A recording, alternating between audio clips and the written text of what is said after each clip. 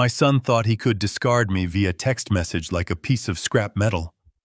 He thought I was just a senile old man who would quietly fade into the background while he enjoyed the luxury vacation I paid for.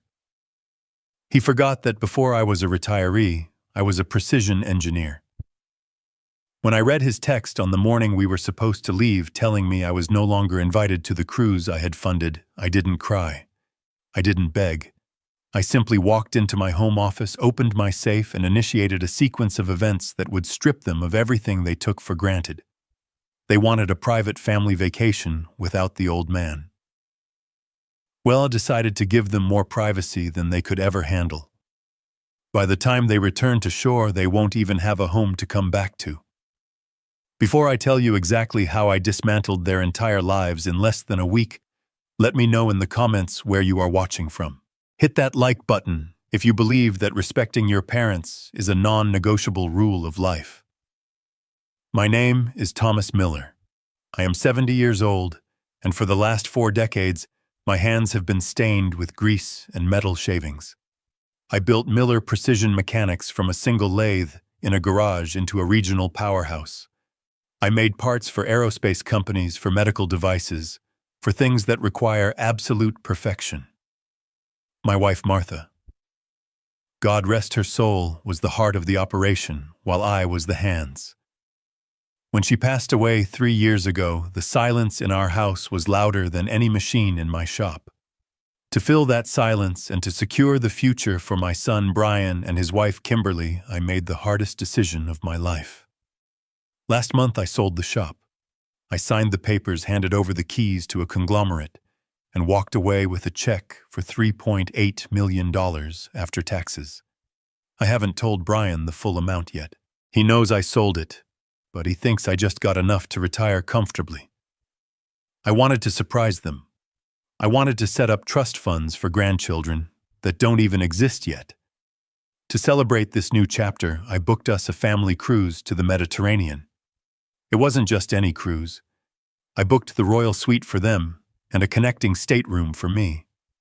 I paid for the flight upgrades, the excursions, the premium beverage packages. The total bill came to $24,500. It was a lot of money, but I thought it was an investment in memories. I thought it was a way to reconnect with my son, to show Kimberly that I could be a fun grandfather figure to bond. I was ready. My suitcases were packed by the door. I had polished my best dress shoes. I had even bought a new tuxedo for the captain's dinner. I woke up at 6 in the morning purely out of habit. My internal clock is still set to the shift changes at the factory.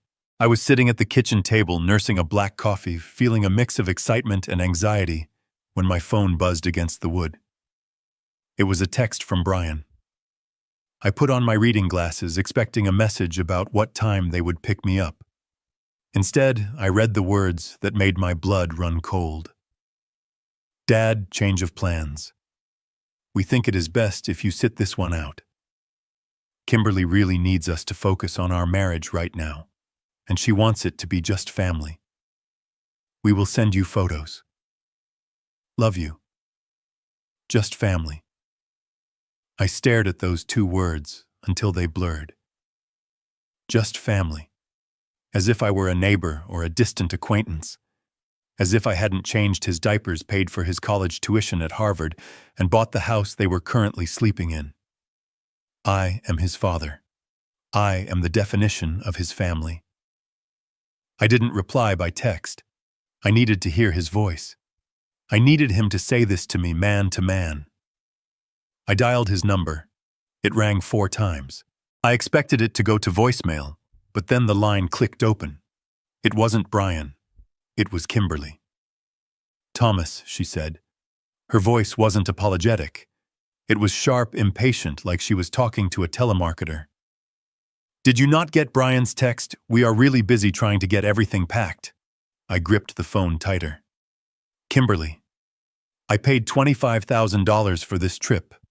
My bags are packed. What is going on? Let me speak to Brian. Brian is busy loading the car, she snapped.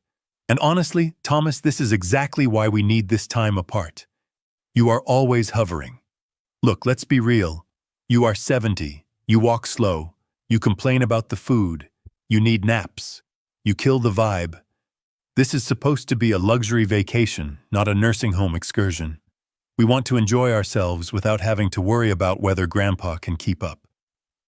My hand was shaking not from age but from a rage I hadn't felt since a supplier tried to sell me substandard steel in '89. I am not an invalid, Kimberly, I said, my voice low and steady.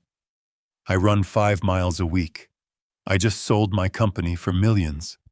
I am perfectly capable. She laughed. A cruel, dismissive sound. Oh, stop it. You sold a dusty old shop. Congratulations. Look, Brian agrees with me.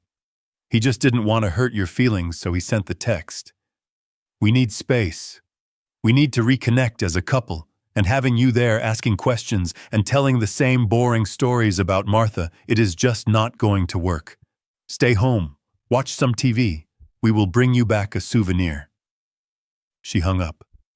The silence in the kitchen was heavy, suffocating.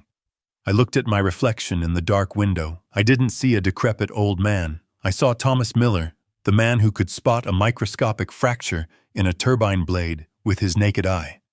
I saw a man who had worked 16-hour days so his son would never have to touch a wrench if he didn't want to. She said I walked slow. She said I killed the vibe. She said Brian agreed with her. My son. The boy I raised to be a man of honor. The boy whose Harvard education I paid for by refinancing my business twice. He let his wife tell me I was unwanted trash on a trip I funded.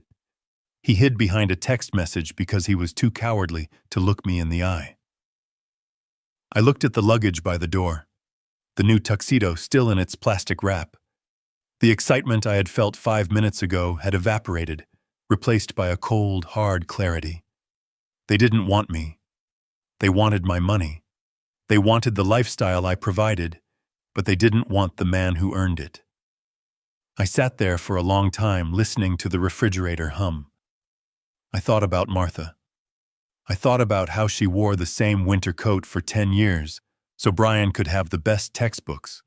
I thought about how she scrimped and saved so we could buy that colonial house in the upscale neighborhood for them paying cash so they wouldn't have a mortgage. They were living in a $1.2 million home that I owned.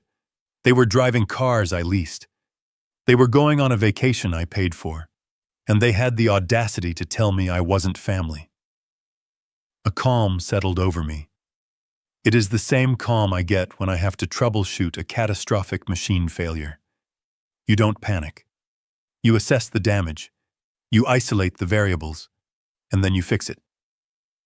I picked up my phone again. I didn't call Brian. I didn't call Kimberly. I opened my banking app. I saw the transaction for the cruise agency. $24,500. Non-refundable. Fine. I scrolled down to see the recent activity on the credit card I gave Kimberly for household expenses. I saw charges from yesterday. $1,000 at a luxury boutique. $500 at a salon. $300 at a wine shop. They were gearing up for a high society parade on the deck of that ship. They were planning to play the part of the wealthy power couple, spending my hard-earned money while leaving me behind like a discarded tool. I closed the app. I stood up and walked to the window. The sun was just starting to rise, casting long shadows across my lawn. Kimberly was right about one thing. I am old. I do have old-fashioned values. And one of those values is that you get what you pay for. And another is that you never ever bite the hand that feeds you. They wanted to cut me out. Fine. I would give them exactly what they asked for. I would remove myself from the equation completely, but I would take my foundation with me. I walked over to my suitcases. I didn't unpack them. I simply moved them to the closet. Then I went to my desk and pulled out a fresh notepad. I picked up my favorite drafting pen. Step 1, verify the parameters. Step 2, identify the structural weaknesses. Step 3, execute the demolition. I needed to see them. I needed to look Brian in the face one last time before they left. I needed to give them one final chance to be decent human beings, although my gut told me the time for that had passed long ago. I grabbed my car keys. I wasn't going to the port to wave goodbye. I was going to their house, my house, to hear their lie in person. And while I was there, I was going to retrieve something very important. Kimberly said I ruined the atmosphere. Well, she has no idea. The storm hasn't even started yet. I am Thomas Miller, and I am about to teach my son a lesson that Harvard couldn't. I walked out the door, locked it, and got into my truck. The engine roared to life, a sound of raw power. I shifted into gear. The cruise ship departs at 4 this afternoon. That gives me 8 hours. 8 hours is plenty of time to re-engineer their entire reality. They wanted just family. They are about to find out what it feels like to be an orphan. I pulled my truck into the driveway of the house at 42 Oakwood Lane. But it is not old money. It is my money. It is the result of 40 years of sweating over lathes and negotiating steel contracts. I remember the day I handed the cashier check to the realtor. $1,200,000. I paid it in full because Martha always said interest was the devil's tax. We wanted Brian to start his life debt-free, to have the security we fought tooth and nail to acquire. Now looking at the house, I didn't feel pride. I felt like a landlord inspecting a property that had been overrun by squatters. I turned off the engine and took a deep breath. My heart rate was steady at 60 beats per minute. Panic is for amateurs. Precision requires calm. I walked up the flagstone path, noticing that the hydrangeas Martha had planted were dying of thirst. They couldn't even be bothered to turn on the sprinkler system I installed. I rang the doorbell. It took a full minute before the door opened. Brian stood there. He looked disheveled, his shirt half tucked in, sweat beading on his forehead. When he saw me, he didn't open the door wider. He stepped into the frame, using his body as a shield. "Dad," he said, his voice cracking slightly. "I thought I told you we were busy." I looked at my son. He is 35 years old, but in that moment, he looked like a teenager caught smoking behind the garage. "I wanted to hear it from you, Brian," I said, my tone flat. "You sent a text message to cancel my spot on a $25,000 vacation on the morning of departure. I think I deserve an explanation face to face." Brian ran a hand through his hair. He looked back over his shoulder into the house, then turned back to me. His eyes were shifting, unable to lock onto mine. "Look, Dad, it is complicated." He started reciting the script I knew was coming. "Kimberly and I are going through a really rough patch. Our marriage is on the rocks. We have been fighting for months. We didn't want to worry you with the details. This cruise, it is our last-ditch effort to save us. We need total privacy. We need to focus on each other without any distractions." Distractions. That is what I was. A distraction, so you need to be alone, I repeated, testing the tensile strength of his lie. "Just you, Kimberly, and the children." "Exactly." Brian nodded eagerly, thinking I was buying it. "Just us. We need to heal Dad. You understand, don't you? You and Mom always talked about how important marriage is. I am just trying to honor that." Using Martha's memory to justify his cowardice was a low blow even for him. I almost admired the audacity. But then I heard a laugh from inside the house. A loud braying laugh that definitely did not belong to my son or his wife. It sounded like a hyena choking on a bone. I know that laugh. I didn't ask for permission. I simply stepped forward. Brian tried to hold his ground, but I spent 40 years moving heavy machinery. I moved him aside with a stiff shoulder and walked into the foyer. The air conditioning was blasting. The house smelled of expensive perfume and leather. I walked past the formal dining room, where the table I had handcrafted from walnut was covered in travel brochures and empty coffee cups. I continued into the great room, the room with the vaulted ceilings and the fireplace that cost more than my first car. The scene before me was like a tableau of betrayal. There were suitcases everywhere, not just 3 or 4 for a small family. There were at least 8 large, hard-shell suitcases lined up like soldiers, and standing amidst them drinking mimosas at 10 in the morning were not marriage counselors. It was Susan and Bob, Kimberly's parents. And sitting on my leather recliner with his feet up on the coffee table was Kyle, Kimberly's younger brother, who has never held a job for longer than 6 months. The room went silent as I entered. Susan froze with her glass halfway to her mouth. Bob looked down at his shoes. Kyle just stared at me chewing gum with his mouth open. "So this is what a private attempt to save a marriage looks like," I said, my voice echoing in the sudden quiet. Brian rushed in behind me, stammering, "Dad, wait, I can explain." Kimberly descended the stairs at that moment. She was wearing a wide-brimmed sun hat and carrying a designer beach bag. When she saw me, her expression didn't show shame. It showed annoyance. Pure, unadulterated irritation. "Oh, for heaven's sake, Thomas," she snapped, dropping the bag on a chair. "Do you have to make everything a scene?" I ignored her tone. I walked over to the pile of luggage. I looked at the tags. I saw Brian's name. I saw Kimberly's name. And then I saw it. A bright blue tag on a Louis Vuitton suitcase that certainly didn't belong to me. Guest name Susan Henderson. Cabin Royal Suite Connecting. That was my cabin. That was the room I had paid $6,000 for so I could be close to my grandchildren. I turned to Kimberly. "You gave my ticket to your mother." Kimberly walked over to the kitchen island and poured herself a glass of water, acting as if this were the most normal thing in the world. "My parents are here for emotional support." "Thomas," she said, taking a sip, "Brian and I are in crisis. I need my family around me. My mother helps with the kids. My father offers guidance. They are essential for this trip if we are going to make it work." "And Kyle?" I pointed to the brother who was now scrolling on his phone. "Is he here for spiritual guidance? Kyle is going through a hard time," she said dismissively. "He needed a break from what I asked." "From unemployment," Kimberly slammed the glass down. "See, this is exactly why you weren't invited.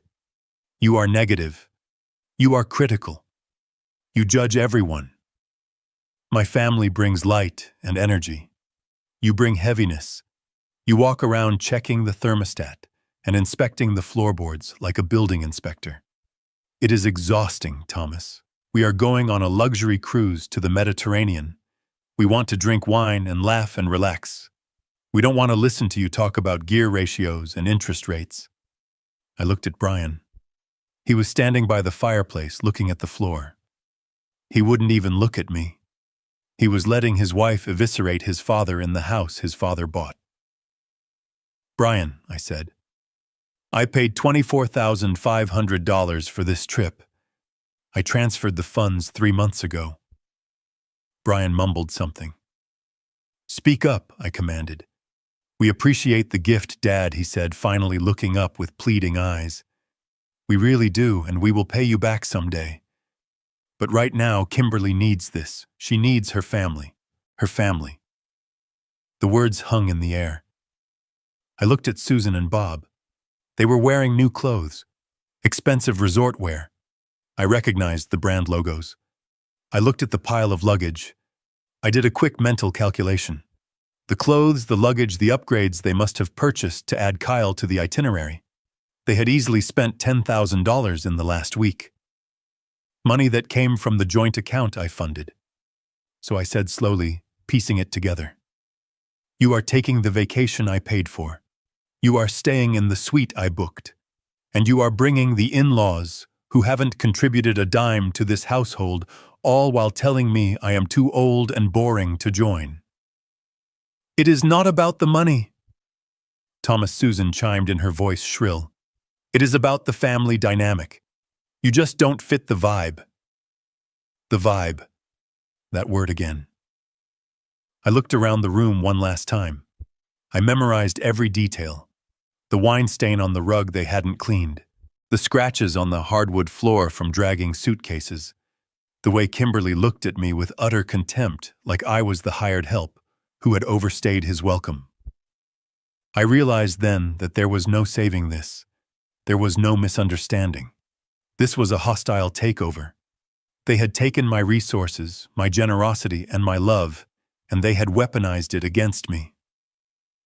"Fine," I said. I kept my face completely neutral. I adjusted my cuffs. "If that is how it is." I turned to Brian. "Have a safe trip, son. I hope the emotional support is worth it." I didn't wait for a response. I turned and walked out the front door. As I closed it behind me, I heard Kimberly let out a loud sigh. Finally, she said, "I thought he would never leave. God, he is so depressing." I walked back to my truck. The sun was higher now. The heat was rising. I sat in the driver's seat and looked at the house one last time. They thought I was leaving to go home and sulk. They thought I was going to sit in my empty house and wait for their postcards. They were wrong. I wasn't going home. I was going to verify a few things. You see, when I was in the kitchen, I noticed something in the trash can by the door. It was just a glimpse, but my eyes are trained to spot anomalies. It was a brochure, and next to it a crumpled piece of paper with my name on it. I needed to see what that was. But I couldn't go back in there now. I had to be smart. I had to be patient. I started the truck and drove down the street, but I didn't go far. I pulled into a cul-de-sac 2 blocks away and waited. I knew their schedule. They had a flight to catch. They would be leaving in 20 minutes. And once they were gone, I was going back in. Not as a father, but as an auditor. Because that plausible lie about a marriage crisis didn't hold up against the data. You don't bring your deadbeat brother on a romantic reconciliation trip. There was something else going on, something deeper. And I was going to find the blueprints before they even reached the airport. I checked my watch. 10:15. The game had officially begun. I watched from the end of the block as the airport shuttle van pulled into my driveway. From my vantage point behind a row of hedges, I saw the performance continue. Kimberly was directing the driver with frantic hand gestures, ordering him to load the bags with care, treating a working man like a servant. Brian was pacing the sidewalk, checking his phone, looking nervous. They looked like a family, running away from a crime scene, which in a moral sense is exactly what they were doing. When the van finally pulled away, turning the corner and disappearing toward the highway, I didn't feel sadness. I felt the cold, hard click of a switch flipping in my brain. It is the same feeling I used to get when I switched a machine from manual to automatic. The emotional component was gone. Now it was just execution. I drove my truck back up the driveway and parked it right where their shuttle had been. The house stood silent, looming over me. It was a beautiful structure, brick and mortar paid for with 40 years of my life. But as I walked up the steps and unlocked the front door with my key, it felt different. It didn't feel like a home anymore. It felt like a hostile environment that needed to be secured. I stepped inside. The air was still thick with Kimberly's perfume and the lingering smell of the expensive breakfast they had rushed through. I locked the door behind me and engaged the deadbolt. I wanted to be undisturbed. My destination wasn't the living room or the kitchen. It was the study. Brian called it his home office, a pretentious title for a room where he mostly played video games and pretended to look for business opportunities. I walked down the hallway, my footsteps echoing on the hardwood floors I had installed myself. I opened the door to the study. It was a disaster. Papers were strewn across the desk, empty energy drink cans lined the windowsill, and a half-eaten bagel sat on top of a stack of invoices. It was the workspace of a chaotic mind, a mind that lacked discipline. In my shop, a messy station meant a dangerous worker. Here it meant a careless one. I walked around the desk. My eyes scanned the room looking for anomalies. I didn't have to look hard. Brian and Kimberly were arrogant. They assumed I was a senile old fool who would never pry, who would never question their narrative. They didn't think to shred their secrets. They just threw them away. The wastebasket under the desk was overflowing. It was a goldmine of information waiting to be excavated. I sat down in Brian's expensive ergonomic chair, a chair I had paid for, and pulled the trash can between my knees. I began to sort through the refuse with the same precision I used to sort scrap metal. Then, near the bottom, crumpled into a tight ball, I found a glossy brochure. I smoothed it out on the desk.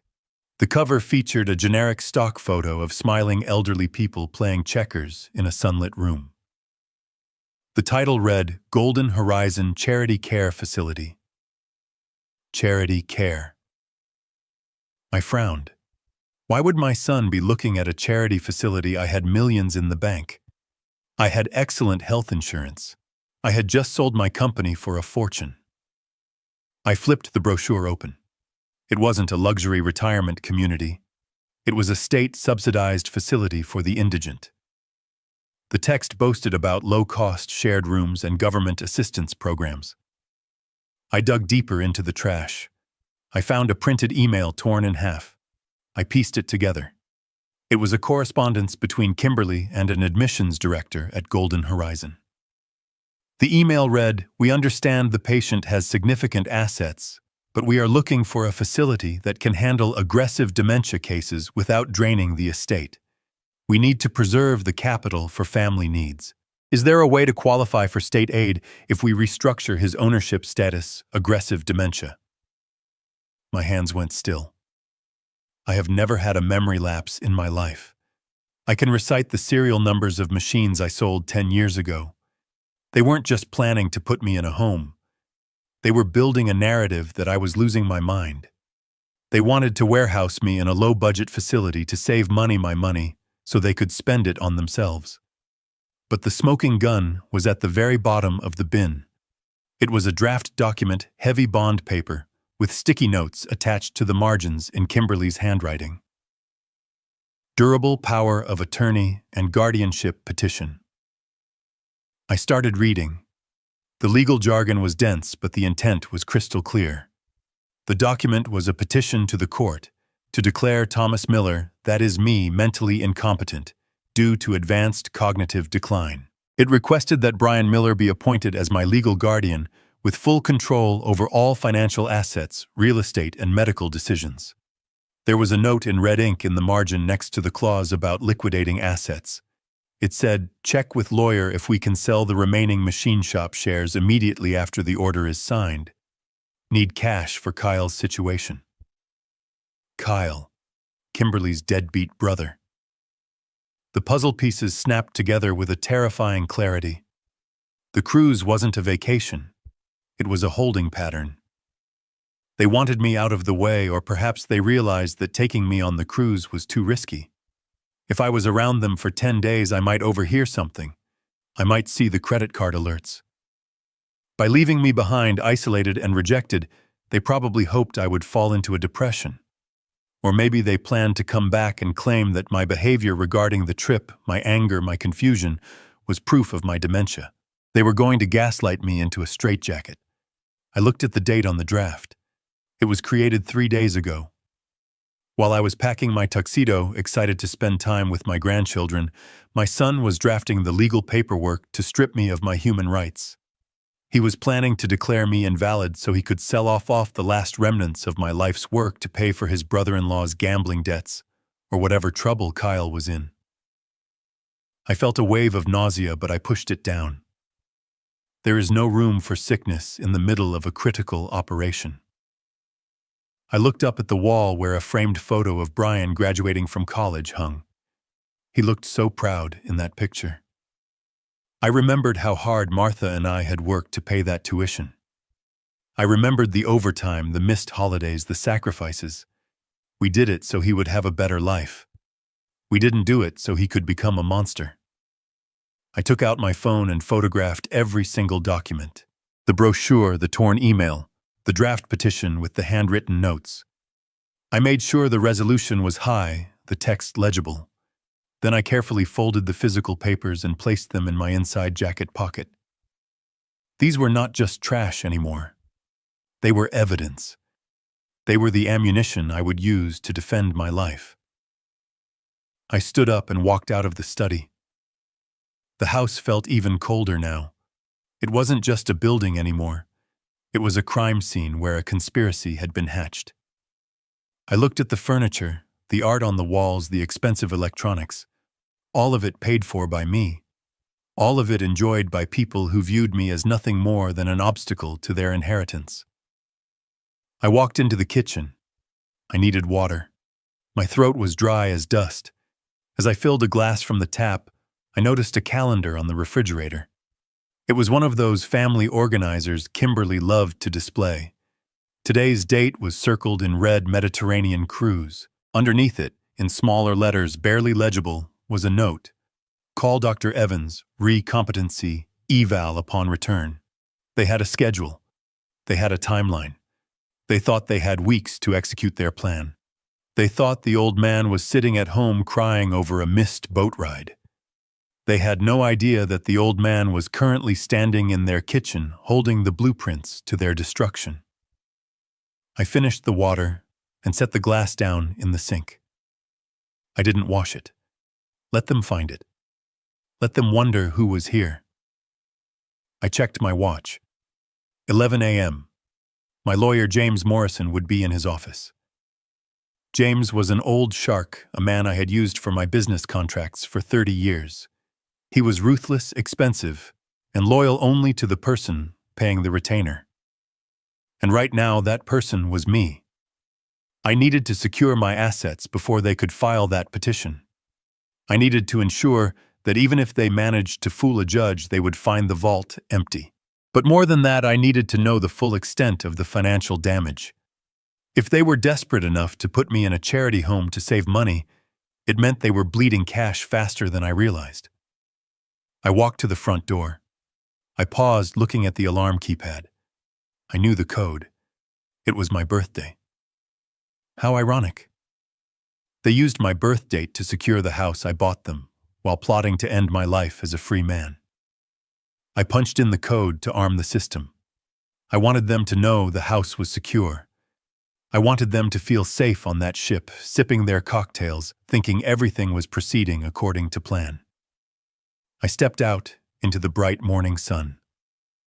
The world looked the same as it had an hour ago, but for me, everything had changed. The father who walked into that house was gone. The man who walked out was a precision instrument of justice. I got into my truck and pulled my phone out. I dialed James's number. "James," I said when he answered, "it's Thomas Miller. Clear your schedule. I am coming in, and I am bringing a disaster with me." I didn't wait for his reply. I hung up and put the truck in gear. The engine growled a deep, satisfying sound. Brian wanted privacy. He wanted to save his marriage. Well, I was about to give him a divorce from his inheritance that would be final and non-negotiable. I drove away from the house on Oakwood Lane, not looking back. The demolition had begun. I drove my truck into the city, merging onto the highway with the flow of weekend traffic. To anyone watching, I was just an old man in a Ford F-150, perhaps heading to the lake for a quiet afternoon of fishing. In reality, I was hunting. I parked 3 blocks away from the glass tower that housed Morrison and Partners. I walked the rest of the way, my baseball cap pulled low. James Morrison has been my lawyer for 30 years. He is a man who wears $3,000 suits and smiles like a shark sensing blood in the water. We have a history. He helped me sue a supplier who tried to bankrupt me in the 90s. He helped me structure the sale of my company last month. He knows where every financial skeleton in my closet is buried, mostly because he helped dig the holes. I didn't have an appointment, but when you pay the kind of retainers I do, you don't need one. The receptionist, a sharp woman named Eleanor, who has been with James as long as I have, nodded me straight through to the corner office. Thomas James said, standing up from his mahogany desk. He didn't offer a pleasantry. He saw the look on my face. He saw the folder of crumpled papers I pulled from my jacket pocket. He pointed to the leather chair opposite him. "Sit. Tell me who we are destroying today." I sat down and laid the evidence on the desk. The brochure for the charity home, the torn email about my alleged dementia, the draft petition for guardianship. James put on his reading glasses. He went silent. The only sound in this room was the hum of the air conditioning and the rustle of paper as he turned the pages. I watched his face. James is a man who has seen everything: divorce, embezzlement, corporate espionage. But as he read the notes in Kimberly's handwriting, his jaw tightened. They are moving fast, he said, finally taking off his glasses. This petition is aggressive. They are citing cognitive decline to bypass the usual waiting periods. They want emergency temporary guardianship. If they file this on Monday, while you are supposedly confused about missing the cruise, a judge might grant it ex parte. That means without you even being there to defend yourself. They won't get the chance, I said. I want to liquidate everything, James. I want to trigger the nuclear option on the house. I want to secure the proceeds from the shop sale so deep in a trust that they would need a submarine to find it. James nodded, tapping a gold pen against the desk. We can do that. But first, we need to check the current status of the real estate assets. I recall there was a hanging issue with the deed transfer on the Oakwood Lane property. He turned to his computer and began typing furiously. I frowned. Hanging issue. We bought that house 3 years ago, I said. I paid $1.2 million in cash. I put Brian on the deed so he would feel like a man, like a homeowner. But we agreed I would transfer full title to him once they settled in. Correct, James murmured, his eyes scanning the screen. We prepared the quitclaim deed and the transfer of ownership affidavit 2 years ago. It was supposed to be a gift, a tax-free transfer of equity. He stopped typing. A slow, predatory smile spread across his face. Thomas, do you remember why that transfer was delayed? I thought back. I remembered sitting in this very office waiting for Brian and Kimberly. They never showed up. Brian had called breathless, saying Kimberly had a crisis with a dress fitting for a gala or some nonsense. They rescheduled. Then they rescheduled again. And then life happened. Martha got sick. I got busy with the shop. We just forgot. They never signed it, did they? I asked, feeling a surge of adrenaline. James turned the monitor toward me. Not only did they never sign it, he said, pointing to the digital record, but because the initial purchase was structured to protect your investment until the transfer was finalized, you are not just a name on the deed. You are the majority equity holder. I leaned in, squinting at the legal text. The deed lists Thomas Miller and Brian Miller as joint tenants with rights of survivorship.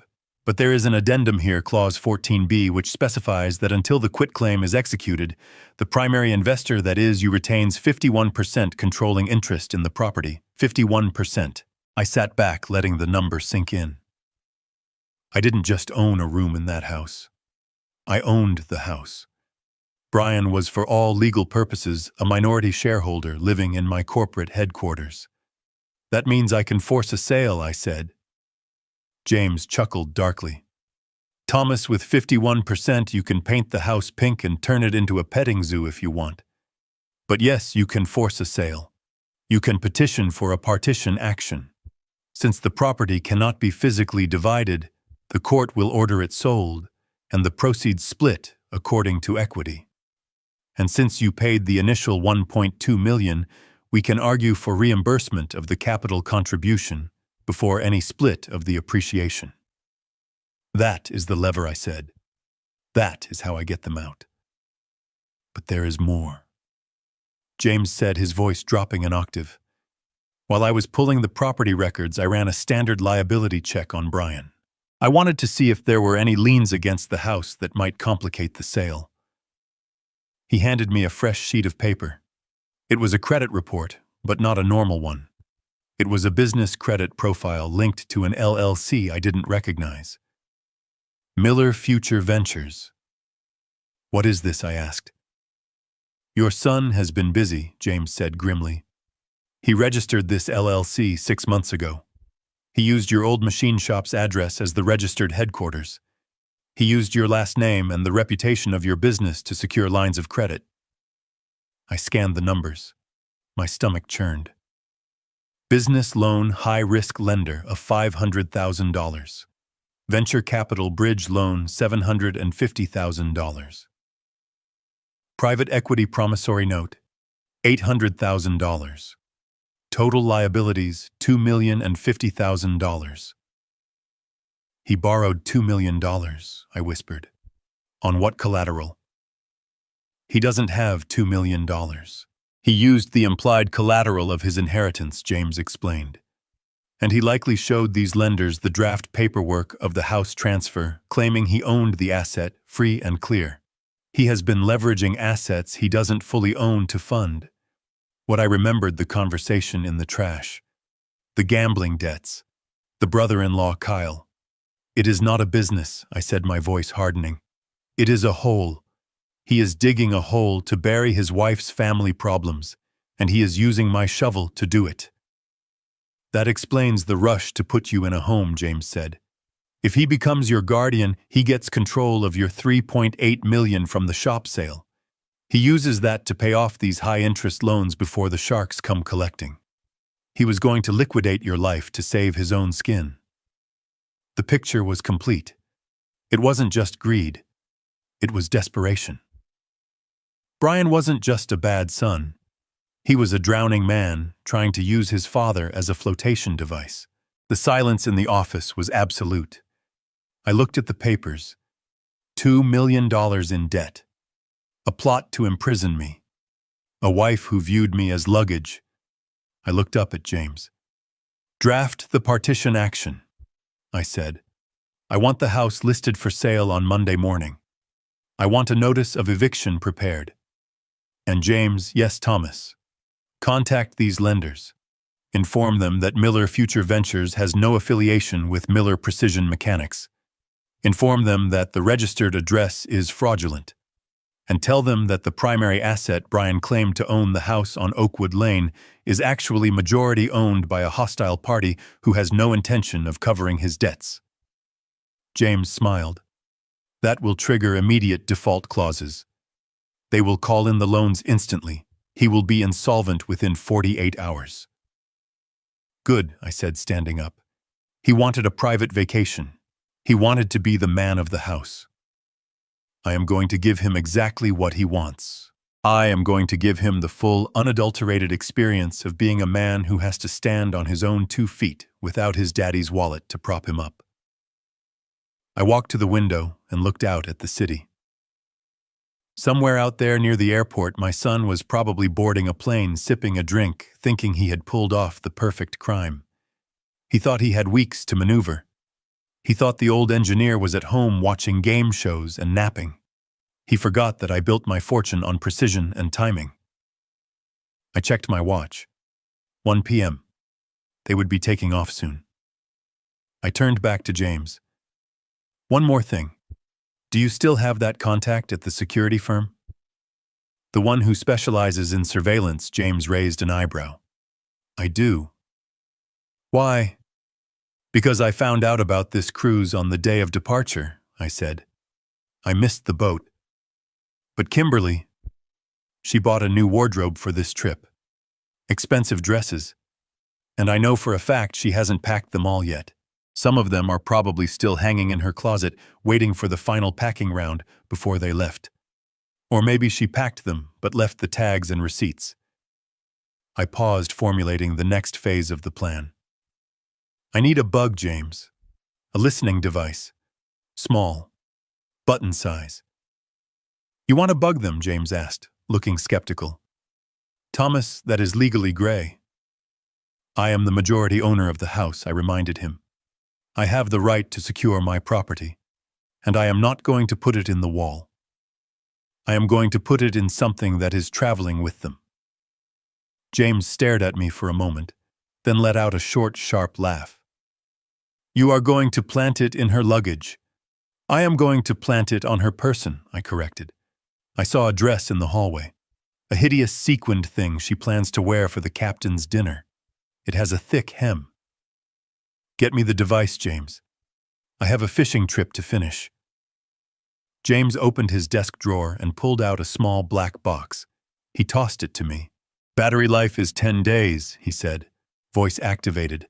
Uploads to a cloud server you can access from your phone. Don't get caught. I caught the box. It felt light, insignificant. But it was the key to the final lock. I won't get caught, I said. I am just a slow old man, remember, who pays attention to the elderly. I walked out of the office, the device in my pocket, the evidence of my son's financial ruin in my mind. The fishing trip was over. It was time to bait the hook. I walked out of James Morrison's office with a device smaller than a dime burning a hole in my pocket.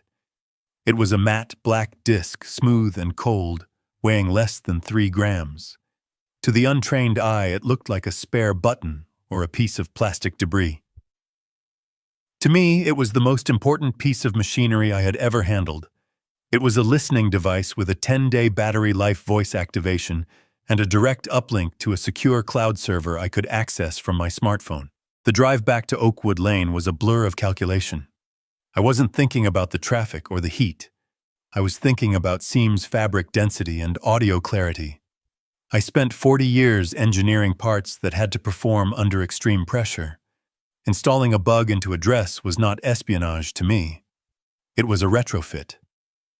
When I pulled into the driveway, the house was still silent. The alarm system was still armed just as I had left it. I deactivated it and stepped inside. The air was still cool, preserved by the expensive HVAC system I paid to maintain. I walked straight to the master bedroom, the room Brian and Kimberly had claimed as their sanctuary. The closet door was open. Inside it looked like a bomb had gone off in a textile factory. Clothes were pulled off hangers, shoeboxes were overturned, and rejected outfits were piled on the floor. It was the aftermath of a panic packing session. My eyes scanned the chaos until they landed on the target. Hanging on the back of the bathroom door, forgotten in their haste, was the dress. It was a garment that cost $3,200. I knew the price because I had seen the charge on the American Express bill last month. It was an emerald green evening gown, heavy with sequins and beading, designed for the captain's dinner. Kimberly had raved about it for weeks, claiming it was essential for her image. And then in her typical fashion, she had left it behind. This was not luck. This was probability. Careless people make careless mistakes. I took the dress down. It was heavy, the fabric thick and lined with silk. Perfect. I carried it to the kitchen island where the lighting was best. I retrieved a sewing kit from the utility drawer. Martha had taught me how to sew buttons when we were first married because we couldn't afford a tailor. My hands, though aged, were steady.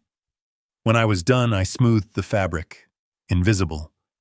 I checked the app on my phone. Device active. Signal strength 100%. I tapped the dress gently. The bars on the audio visualizer jumped. It was working. Now came the delivery. I picked up my phone and dialed Brian. He answered on the second ring, his voice tense. Dad. Why are you calling? We are at the hotel waiting for the shuttle to the port. You forgot something, I said, keeping my voice helpful, almost subservient. Kimberly's green dress. The one with the sequins. It is hanging on the bathroom door. There was a muffled curse on the other end. I heard Kimberly's voice in the background, shrill and panicked. My dress. Oh my God. Brian, tell me you packed it. She left it. Brian said to me, sounding exhausted. Dad, we can't come back. We are 40 minutes away, and traffic is a nightmare. I will bring it to you, I offered. I am already in the truck. I can be there in 30 minutes. Consider it a bon voyage gesture. There was a pause. I knew what they were thinking. They didn't want to see me. They didn't want the old man ruining their vibe before they even set sail. But Kimberly's vanity was a powerful force. She wanted that dress more than she wanted to avoid me. Fine, Brian sighed. We are at the Marriott Harbor Beach. Meet us in the lobby. And Dad? Just drop it off, okay? We have a lot of coordination to do with Kimberly's parents. Understood, I said. Just a drop-off. I hung up. I folded the dress carefully and placed it in a garment bag. I walked out to the truck, the Trojan horse in my hand. The drive to the hotel was smooth. I parked in the valet circle, ignoring the attendant who looked at my truck with disdain. I walked into the lobby, the garment bag over my shoulder. I saw them immediately. They were sitting in a corner lounge. Susan and Bob were ordering drinks.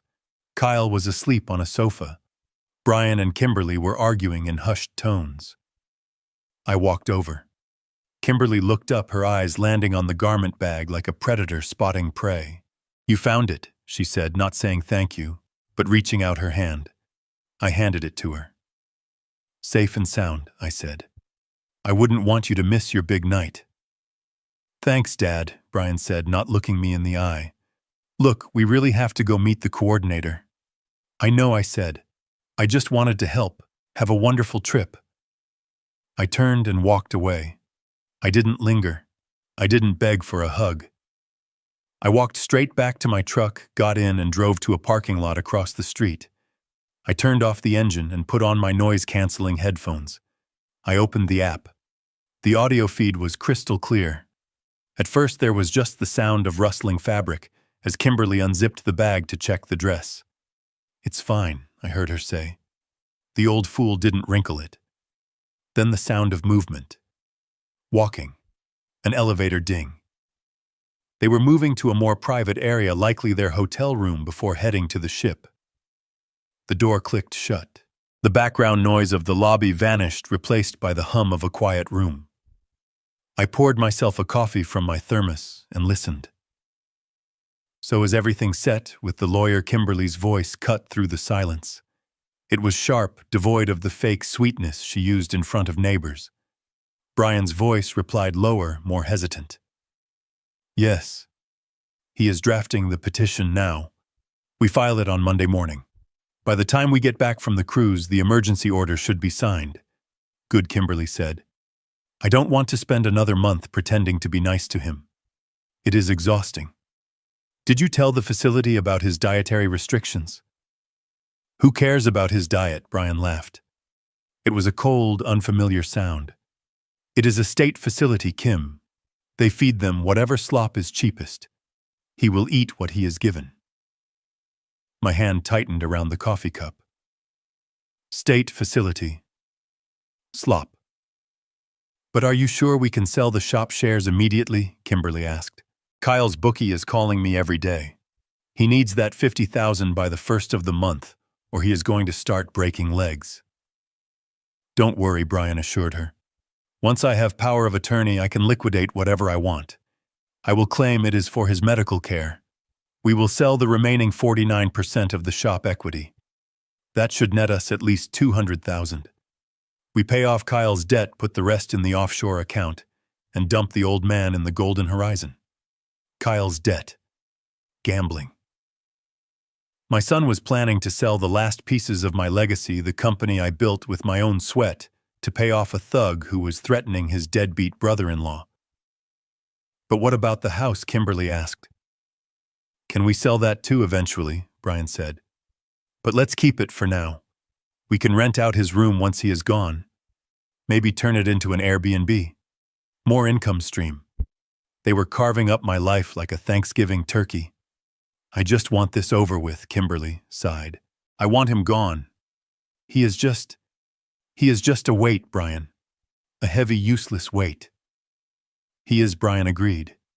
He is an old ATM that is starting to malfunction. We just need to make one last withdrawal and then unplug the machine. Unplug the machine. I sat in my truck, the Florida sun beating down on the windshield, and felt a chill that went straight to my marrow. My son. The boy I taught to ride a bike. The boy I held when he cried over a broken toy. The man I had entrusted with my future. He didn't see a father. He saw a malfunctioning appliance, a broken ATM. I took off the headphones. I didn't need to hear anymore. The evidence was recorded.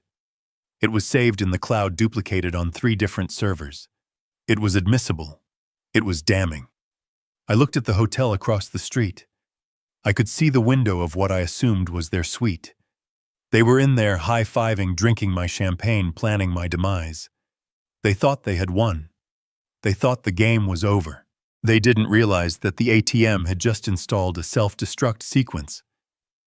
I picked up my phone. I didn't call the police yet. That was too easy. Too quick. I wanted them to get on that boat. I wanted them to be in the middle of the ocean, surrounded by luxury they couldn't afford when the hammer dropped. I opened my contact list and found James Morrison's number again. "James," I said when he answered. "Proceed with the forced sale." And James was. "Yes, Thomas, trigger." The credit freeze. Immediately. "I want every card, every account, every line of credit linked to my name or the house to be frozen." But Thomas James warned, "If you do that now while they are checking in—" "Do it," I commanded. "And James, prepare the eviction notice. I want it taped to the front door before the sun goes down." I hung up. I started the truck. I had one more stop to make before I went home. I needed to move the rest of my things, my photos of Martha, my medals from the Engineering Association, the things that actually mattered. If you were me sitting in that truck listening to your own flesh and blood call you a piece of machinery to be discarded, what would you do? Would you turn the other cheek? Would you try to reason with them? Or would you do exactly what I am about to do and burn their parasitic paradise to the ground? Leave a comment below and tell me if I am a monster or if I am just a man who finally decided to stop being a victim. I pulled out of the parking lot. The demolition wasn't just coming. It was here. And the first wrecking ball was about to hit them right in the wallet. I sat on the edge of the bed in the guest room, the room that was supposed to be my home but had felt more like a holding cell for the past 3 years. The house was quiet now. The frenzy of packing was over. The shuttle had departed. The hotel meeting was finished. My son and his wife were currently en route to the port, probably clinking glasses of champagne in the back of a luxury transport, toasting to their freedom and their cleverness. I held a silver-framed photograph in my hands. It was the only thing I had taken off the nightstand. It was a picture of Martha and me taken 20 years ago. We were standing in front of the machine shop, covered in grime, looking exhausted but triumphant. We had just fulfilled a massive contract for a defense contractor. It was the job that finally put us in the black. I ran my thumb over Martha's face. She looked so tired in that picture. The dark circles under her eyes were not from age, but from overwork. She handled the books, the payroll, the cleaning, and the shipping. She worked 18-hour days right alongside me. And she did it all for one reason. Brian. I remembered the night the acceptance letter from Harvard arrived. It was on the kitchen table, a thick cream-colored envelope. Brian was jumping around the living room shouting with joy. He was so happy. He had worked hard in school, I will give him that. But when he went to bed that night, dreaming of the Ivy League, Martha and I sat at that same table with a calculator and a checkbook. The tuition room and board were $52,000 a year. That was 20 years ago. Adjusted for inflation, it was a fortune. We didn't have that kind of liquidity. The shop was growing, but every dime was reinvested in machinery. I remember looking at Martha. I remember the fear in her eyes. "We can't afford it, Thomas," she had whispered. "We would have to mortgage the house. We would have to sell the second line of lathes. We will make it work," I had told her. He is going. He is going to be the first miller to wear a suit to work instead of overalls. And we did make it work. Martha stopped buying new clothes. We canceled our 10th anniversary trip. She worked herself into the ground for him. She sacrificed her comfort, her health, and eventually her life to build the foundation he stood on. And what did he say about us today? A clueless old man, a malfunctioning ATM, A useless weight to be discarded in a state facility where they feed you slop. I looked at the photo again. I felt a tear slide down my cheek. It wasn't a tear of sadness. It was a tear of pure, white-hot rage. It was a tear of mourning for the wife who had given everything to a boy who grew up to be a monster. He wasn't my son anymore. The realization hit me with the force of a hydraulic press. It wasn't a metaphor. It was a biological fact in my mind. The boy I raised, the boy Martha loved, was dead. He had been replaced by this parasite, this creature who viewed his parents not as human beings, but as resource nodes to be harvested until dry. A son protects his father. A son honors his mother's sacrifice. A predator isolates the weak and strips the carcass. Brian was a predator, and Kimberly was the scavenger picking at the bones.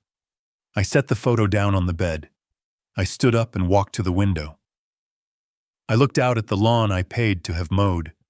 I looked at the luxury SUV in the driveway that I helped finance. They had mistaken my love for weakness. They had mistaken my generosity for stupidity. They thought that because I gave freely, I had no concept of value. They were about to learn the cost of everything.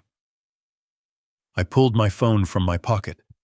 My hand was steady. My heart was cold. I dialed James Morrison. He answered on the first ring. He knew I wasn't calling to chat. "James," I said. "I am at the house. I am looking at the assets." "Go on," Thomas James replied. "I want you to execute the forced sale option, the partition action. File it first thing Monday morning. I want the for sale sign on this lawn before they even dock at their first port of call." "Consider it done," James said. "We will cite irreconcilable differences between co-owners. We will demand liquidation of the asset to recover your initial capital contribution of $1.2 million plus appreciation." "But that is not all," I continued. I was walking around the room now, pacing like a tiger in a cage. "I want you to go through the last 10 years of financial records. Every check I wrote to Brian. Every transfer to Kimberly." "Okay," James said, the sound of his keyboard clicking in the background. "What are we looking for?" "I want to reclassify every single transaction," I said. "The $60,000 for the BMW down payment. The $40,000 for their wedding venue overrun. The $15,000 for the nursery renovation. The $10,000 for their anniversary trip to Paris last year." "Reclassify them as what James asked." "Gifts." "No," I snarled. "Loans. Informal demand loans." "Thomas, that is tricky," James warned. "Unless there is paperwork." "There is paperwork," I lied. "Or at least there is intent. In the memo line of the check for the car, I wrote, 'to help with the car.' Help implies assistance, not a gift. Assistance implies an expectation of responsibility. And since they have proven irresponsible, I am calling in the debt." James paused. He was a shark, but even sharks have to calculate the odds. "We can try," he said slowly. "We can send a demand letter for repayment of informal loans. We can argue that these were advances on an inheritance that has now been revoked. At the very least, it will tie up their credit and freeze their assets during litigation. It will make them insolvent." "That is exactly what I want," I said. "I want them to bleed. I want them to look at their bank accounts and see zero. I want them to try to buy a cocktail on that ship and have the card declined. I want them to feel the panic Martha felt when we were scraping pennies together for his tuition. I want them to know what it feels like to be helpless." "Understood," James said. "I will draft the letters. Total estimated recovery, including the house equity, the informal loans, and the unauthorized use of the business credit cards, I calculated quickly. About $2.5 million. I am going to take it all back, James. Every cent. And the money from the shop sale. The $3.8 million, yes, move it. Today. Get it out of any account Brian has ever seen or heard of. Put it in a blind trust. Beneficiary to be determined later. But make sure the trustee is someone who would sooner burn the money than give it to my son. I will set it up, James promised. Thomas, are you okay? You sound different. I am not Thomas Miller, the father, anymore. James, I said, picking up the photo of Martha again.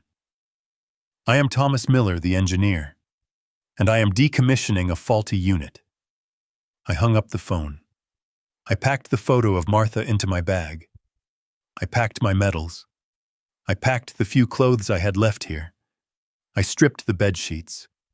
I left the room bare, sterile, empty. I walked through the house one last time.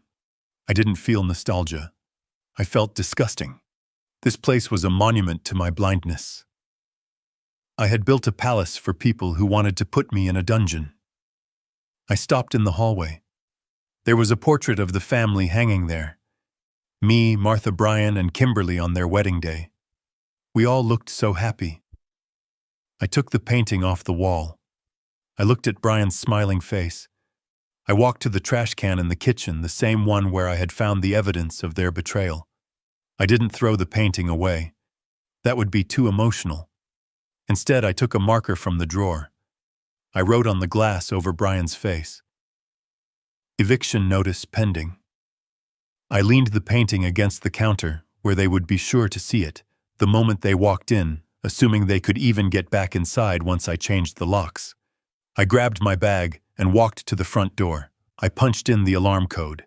I set it to away. I stepped out onto the porch. The sun was setting now. The neighborhood was quiet. It was the American dream, silent and peaceful. But inside 42 Oakwood Lane, a bomb had been armed, and the countdown had started. I got into my truck. I didn't look back. I drove toward the storage unit I had rented an hour ago. I was going to erase my presence from their lives completely, just as they asked. But when I vanished, I was taking the foundation with me. The drive to the port would take them another 20 minutes. They were probably checking their luggage right now. Kimberly was probably complaining about the line.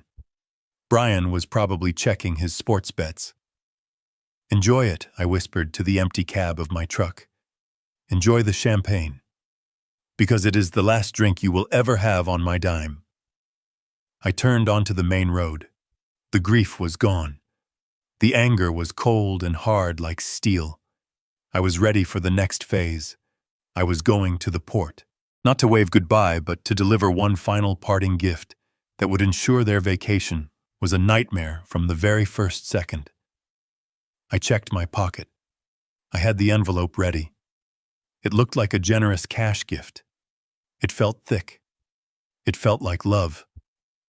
But inside it was a trap. I accelerated. The precision engineer was back at work, and the tolerances were zero. I pulled my truck into the short-term parking lot at the cruise terminal. The port was a chaotic hive of activity. Thousands of people were swarming toward the massive white ship that loomed over the horizon like a floating city. It was the Sea Sovereign, a vessel designed for excess filled with casinos, 5-star restaurants, and shops that sold watches costing more than my first house. It was the perfect trap. I checked my reflection in the rearview mirror.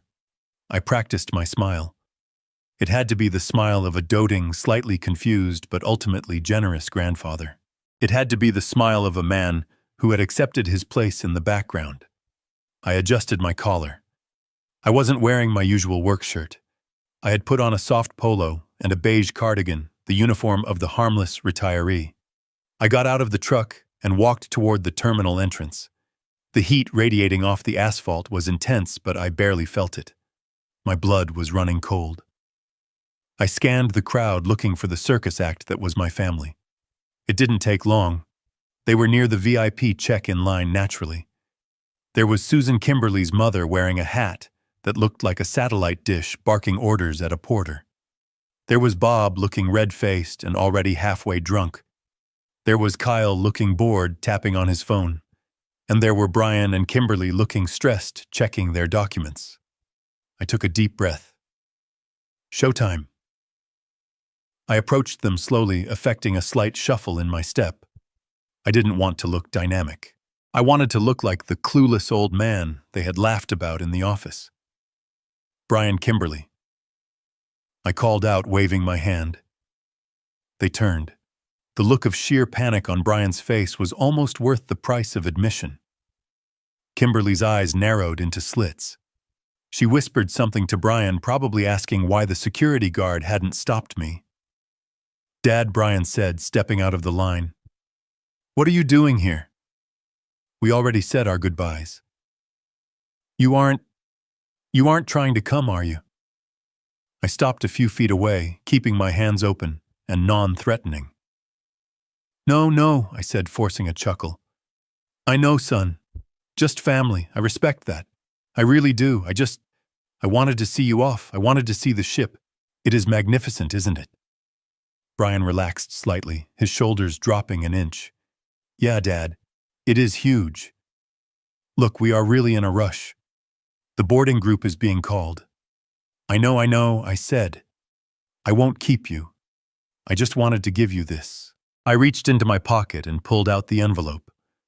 It was a thick, cream-colored envelope made of heavy cardstock. It felt substantial. It felt expensive. Inside, I had placed a small weighted gift box wrapped in gold foil. Kimberly's eyes locked onto the envelope. Her greed was a reflex as automatic as breathing. She stepped forward, pushing past Brian. "What is this, Thomas?" she asked, her voice skeptical but curious. "It is a bon voyage gift," I said, handing it to her. "I know I have been difficult lately. I know I am set in my ways. And I know this trip is expensive. I didn't want you to worry about money while you are trying to save your marriage. I want you to have the best wine, the best excursions, whatever you need." Kimberly took the envelope. She weighed it in her hand. The heft of the box inside clearly suggested jewelry, or perhaps a stack of cash. Her expression softened instantly. The scowl replaced by that fake saccharine smile I had come to loathe. "Oh, Thomas," she said, clutching the envelope to her chest. That is really sweet of you. You didn't have to." I insisted, I said, patting Brian on the arm. "You are my children. I worked hard my whole life so you could enjoy yours. Go, have a wonderful time. Don't worry about a thing back home. I will water the plants." Brian looked at me. For a second, just a split second, I saw a flicker of guilt in his eyes. He knew he was screwing me. He knew he was leaving me behind while planning to steal my remaining assets. But the guilt was fleeting, washed away by the relief that I wasn't making a scene. "Thanks, Dad," he said. "You are the best. We will call you when we dock in Barcelona." "Don't worry about calling," I said. "Just enjoy the privacy." I watched them turn around. Kimberly was already tearing at the corner of the envelope as they walked toward the security checkpoint. Susan and Bob followed, dragging their luggage, oblivious to the fact that their free ride was about to end abruptly. I stood there for a long time. I watched them go through the metal detectors. I watched them hand their passports to the agent. I watched them walk up the gangway and disappear into the belly of the beast. Once they were gone, the smile vanished from my face. I walked over to the observation deck that overlooked the harbor. I leaned against the railing, staring at the massive ship. Inside that gold foil box in the envelope was not a diamond necklace. It was a credit card. Specifically, my Platinum American Express supplementary card issued in Kimberly's name.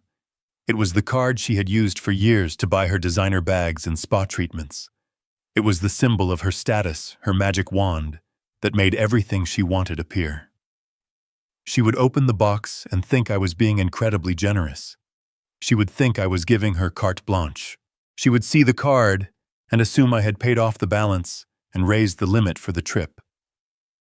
What she didn't know was that 20 minutes ago, while sitting in my truck, I had logged into the banking portal. I hadn't canceled the card. Canceling it would show up as invalid immediately. No, I had done something much crueler. I had used the parental control features designed for teenagers. I had set a hard spending limit on her supplementary card. The limit was exactly $0.00. But here is the beauty of the system. On her app, if she checked it right now, it would still show the card as active. It wouldn't show the decline until she actually tried to swipe it. It was a landmine waiting for a footstep. I imagined the scene. Tonight. The first dinner. They would go to the specialty steakhouse, the one that charges $100 a head cover charge plus wine. She would order the vintage champagne to celebrate getting rid of the old man. She would hand the waiter that shiny platinum card with a flourish, feeling like a queen. And then the waiter would come back. He would lean in discreetly. He would whisper the word that no social climber ever wants to hear. Declined. She would argue. She would tell him to run it again. She would call the bank, but there would be no cell service in the middle of the ocean, and the ship's Wi-Fi costs money she couldn't pay. They would have to use Brian's cards. But Brian's cards were linked to the business accounts I had frozen this morning with James. Or they were linked to his personal accounts, which were currently overdrawn because he had spent every liquid dime on the down payments for those predatory loans. They were about to be trapped on a floating city of luxury with empty pockets. The ship's horn blasted a deep, mournful sound that vibrated in my chest. The lines were cast off. The water began to churn at the stern. Slowly, majestically, the Sea Sovereign began to pull away from the dock. I watched it go. I saw the passengers lining the decks, waving to the people on shore. I wondered if Brian and Kimberly were up there, waving at the empty space where they thought I should be. "Goodbye," I whispered. I wasn't just saying goodbye to them. I was saying goodbye to the man I used to be. The man who apologized for taking up space. The man who bought affection. That man was on that ship, sailing away to get lost at sea. The man remaining on the dock was Thomas Miller, the engineer. And I had work to do. I checked my watch. 2:30 p.m. The movers were scheduled to arrive at the house at 3. I had hired a professional team, White Glove Logistics. I told them I was downsizing and needed the house cleared of specific items immediately. I turned away from the ocean. I walked back to my truck. The heat was stifling now, but I felt energized. I felt lighter than I had in years. I drove out of the port, merging back into the city traffic. The timeline was tight. I had 48 hours before they reached their first port of call. 48 hours to erase 40 years of history from that house. 48 hours to liquidate the asset they thought was their birthright. My phone buzzed. It was a notification from the security system at the house. System disarmed. Master code used. I frowned. Who was at the house? I had the only key, and Brian and Kimberly were on the ship. Then I remembered. Kyle. The deadbeat brother. He must not have boarded with them. Or maybe he gave his key to someone else. Or maybe Brian had given a code to a friend to water the plants. No, they didn't care about the plants. I checked the camera feed on my phone. It wasn't a friend. It was a man in a cheap suit holding a clipboard. He was standing in the foyer looking confused. It was a process server. I laughed out loud. The lenders James had contacted were faster than I thought. They were already trying to serve papers for the default on the business loans. They must have tracked the address to the house. "Good luck," I said to the screen. "You won't find anyone home. And by the time the owners get back, there won't even be a home to find." I accelerated. The demolition was proceeding ahead of schedule. I needed to get to the house before the movers so I could supervise. I wanted to make sure they took everything. The dining table I built. The rug Martha loved. The grandfather clock. I was going to leave them nothing but the echo of their own greed. As I drove, I thought about the envelope in Kimberly's purse. It was a ticking time bomb. Every mile the ship traveled away from the coast was another mile deeper into the trap. "Have a nice trip, family," I said to the empty road. "I hope the buffet is free because that is the only thing you are going to be eating for the next 10 days. I turned onto Oakwood Lane. The for sale sign wasn't up yet, but James had promised it would be there by Monday morning. For now, the house looked peaceful, deceptively peaceful. I pulled into the driveway. The final phase of the operation was about to begin. I was going to gut the house, sell the shell, and disappear into the sunset with my dignity and my fortune intact. And when they returned expecting to put me in a home, they would find that I was the one who had sent them to the poorhouse. I got out of the truck and walked up the steps. I didn't feel like an old man anymore. I felt dangerous, and I liked it. The white glove logistics truck was a massive, pristine white beast idling at the curb when I pulled into the driveway. It looked more like a mobile laboratory than a moving van, which was exactly what I paid for. I didn't hire college kids looking for beer money. I hired professionals who specialize in high-value asset extraction. They don't ask questions. They just execute orders with surgical precision. I got out of my truck and met the foreman, a man named Davis who had a clipboard and the demeanor of a drill sergeant. "Mr. Miller," Davis said, checking his watch. "We are ready to commence, you." "You said this was a partial extraction, correct?" I said, walking up the driveway. "I want you to remove everything that belongs to Thomas and Martha Miller. If it looks like an antique, take it. If it looks like it has sentimental value, take it. If it looks like cheap modern furniture bought on credit, leave it. I want every trace of my wife and my history scrubbed from this structure." Davis nodded. "Understood. We will have the ground floor cleared in 2 hours." I unlocked the front door and disarmed the alarm for the last time. The team moved in like a SWAT unit. They wore boot covers and white gloves. They didn't drag furniture. They lifted it. They didn't toss boxes. They stacked them. I stood in the center of the living room and directed the operation. "That grandfather clock," I said, pointing to the 7-foot-tall mahogany timepiece in the corner. "I built the casing for that in 1982. Rapid in triple padding. 2 men lifted the heavy clock as if it were made of balsa wood. As they carried it out, the rhythmic ticking that had been the heartbeat of this house for 3 years suddenly stopped. The silence that followed was heavy, but it wasn't empty. It was clean. "Take the Persian rug," I ordered. "Martha bought that on our honeymoon. It is too good for the muddy shoes of people who don't respect property." They rolled up the rug, revealing the hardwood floor underneath. There were scratches near the sofa where Kyle had been resting his feet. Scars on the floor I paid for. I went to the kitchen. I packed Martha's collection of hand-painted ceramic bowls myself. Each one was a memory. A trip to Santa Fe. A weekend in Vermont. Brian and Kimberly used them for popcorn and dog food. I wrapped each one in bubble wrap, sealing the memories away where they couldn't be tarnished. Within 3 hours, the house had been lobotomized. The warmth was gone. The character was gone.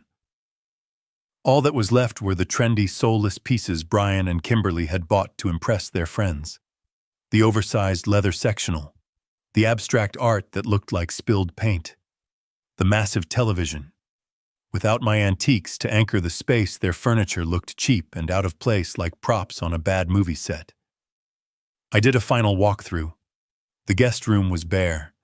The study was stripped of my books and my drafting table. The garage was empty of my tools. I was ghosting them. But unlike a ghost, I was taking the walls with me. At 4 p.m., a black sedan pulled into the driveway behind the moving truck. It was James Morrison, and he wasn't alone.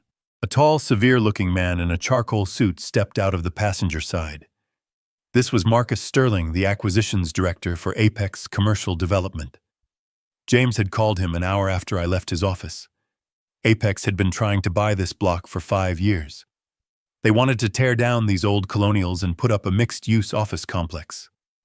Brian had always refused their offers, claiming he wanted to preserve the neighborhood's integrity, which was rich, coming from a man who had no integrity of his own. Thomas James said as we shook hands on the porch, "This is Mr. Sterling. He has the paperwork ready," Mr. Miller, Sterling said. His grip was firm, his eyes assessing the property not as a home but as square footage. I understand you are motivated to liquidate your position immediately. I am, I said. I own 51% of this property. I have the controlling interest. I want to sell my share to you effective immediately. Sterling nodded, looking at the house. We have reviewed the title with Mr. Morrison. Your position is solid. If we acquire your 51%, we become tenants in common with your son. Since we have no interest in cohabitating with him, we will immediately file for a forced sale of the entire property to liquidate the asset. Or we will charge him market rate rent for his 49% usage until he buys us out, which your lawyer indicates he cannot do. He definitely cannot. I said, thinking of the $2 million in debt Brian was drowning in. Excellent, Sterling said. He didn't smile. This was just business. A line item on a spreadsheet. We are prepared to offer you $850,000 for your interest. It is slightly below market value, but it is a cash offer wire transfer today, closing in 72 hours. $850,000. It was $300,000 less than my share was theoretically worth on paper. But paper value means nothing if you have to spend 2 years in court fighting a guardianship petition. This was cash. This was a war chest. This was a weapon. Done, I said, without hesitation. We didn't even go inside. We used the hood of Sterling's sedan as a desk. I signed the quitclaim deed, transferring my interest to Apex Commercial Development. I signed the assignment of rights. I signed the affidavit confirming that I was of sound mind and acting of my own free will. James notarized every signature on the spot with his portable kit. With the final stroke of the pen, I ceased to be the owner of the home my son lived in. I was now a stranger, and Brian was no longer living in his father's house. He was living in a corporate asset owned by a developer known for its aggressive eviction tactics. The transfer is initiated, Sterling said, tapping on his tablet. You should see the funds in your account within the hour. What about possession, I asked. We take formal possession in 3 days, Sterling said. Tuesday morning. We will send a team to secure the property and assess it for demolition. We will post the notice of new ownership on the door today. Perfect, I said. Sterling got back in his car. James lingered for a moment. Thomas James said quietly, You know what this means, right? When they come back, they will find out that they are trespassers. I finished. They wanted me out of the house. I am out. I just sold my way out. James shook his head, a mixture of awe and fear in his eyes. Remind me never to cross you, Thomas. I patted him on the shoulder. You are paid to be on my side, James. Keep it that way. James drove off. The moving truck was already gone, headed for the climate-controlled storage facility I had rented under a Shell LLC. I was alone on the driveway. My phone buzzed. I checked the notification. Bank alert, incoming wire transfer. $850,000. Available balance $4,650,000. I stared at the number. It was enough money to buy a house on the beach. It was enough money to travel the world for the rest of my life. It was enough money to ensure that I never ever had to rely on anyone again. I walked up to the front door for the final time. I had the key in my hand, but I didn't use it. Instead, I took the thick envelope Sterling had left for me. Inside was a heavy-gauge waterproof sticker. Property of Apex Commercial Development. No trespassing. For inquiries, contact Asset Management. I peeled the backing off the sticker. I placed it right in the center of the heavy oak door covering the brass knocker I had polished just last week. I pressed it down firmly, smoothing out the air bubbles. It looked ugly. It looked industrial. It looked final. Then I took the eviction notice James had prepared earlier. I taped it right below the sticker.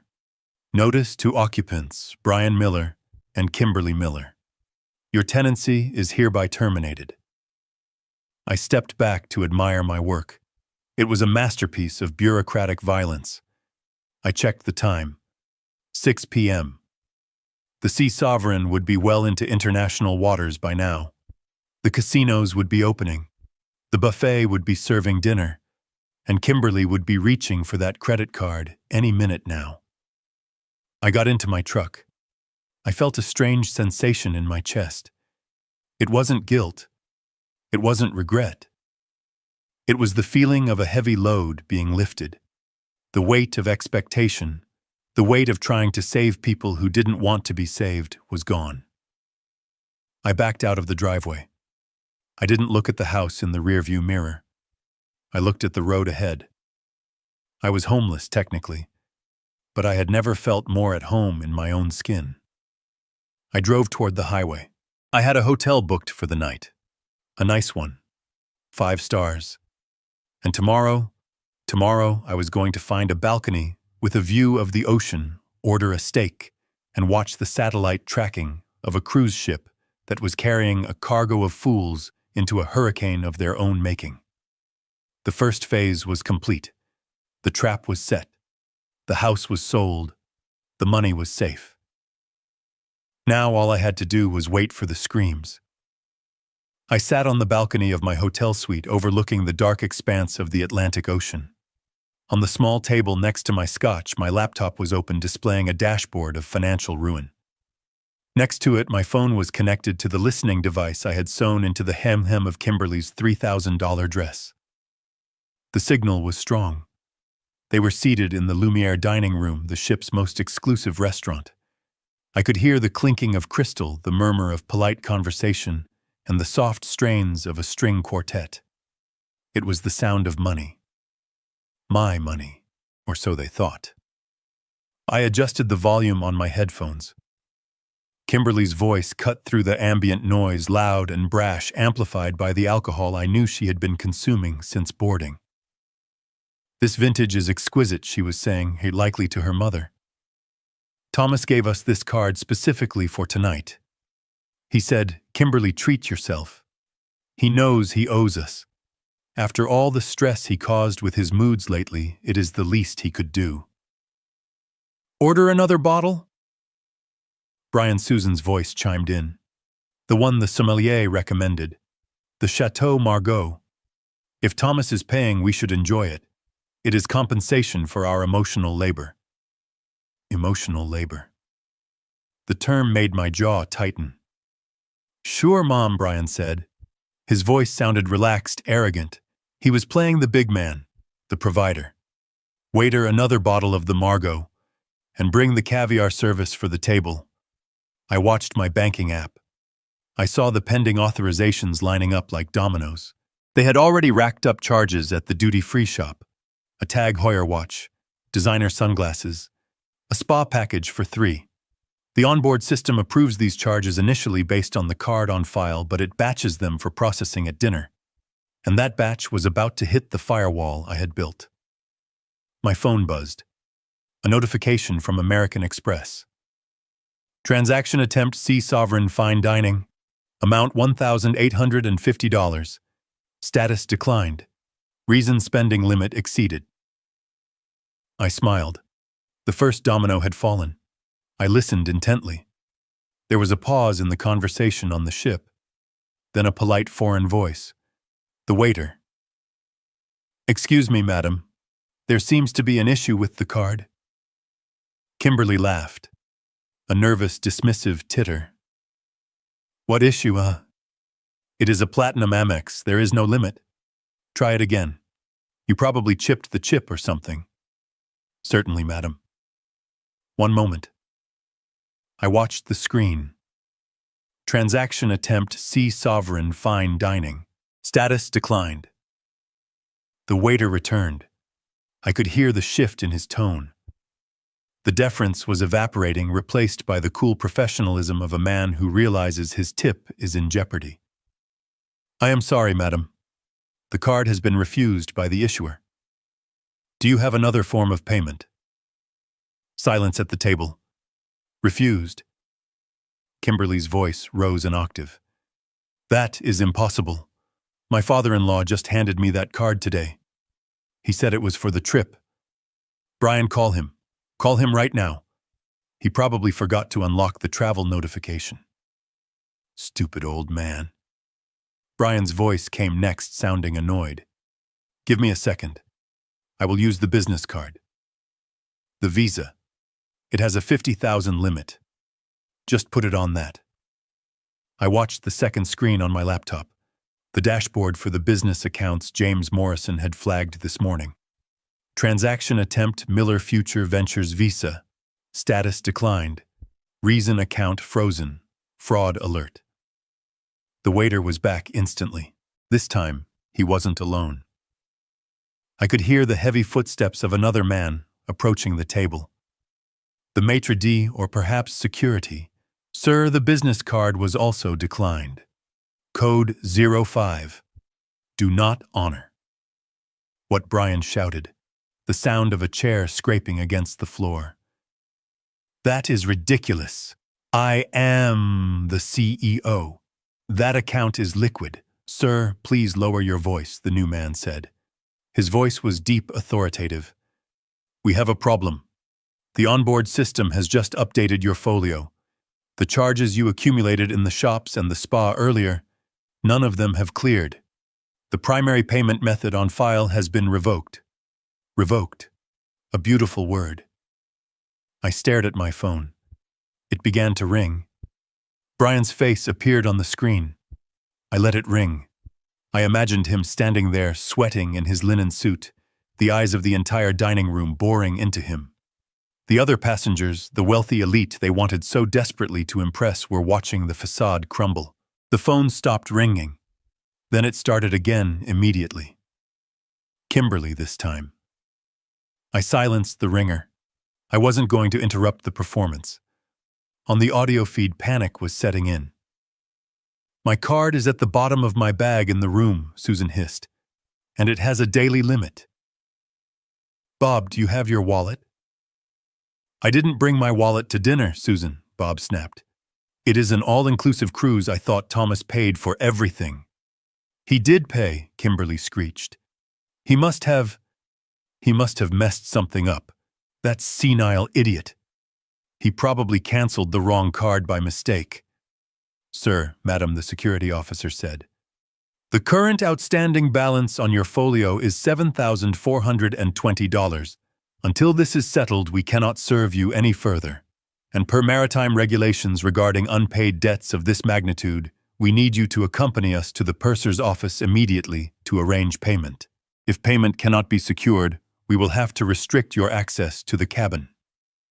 Restrict access. That meant locking them out.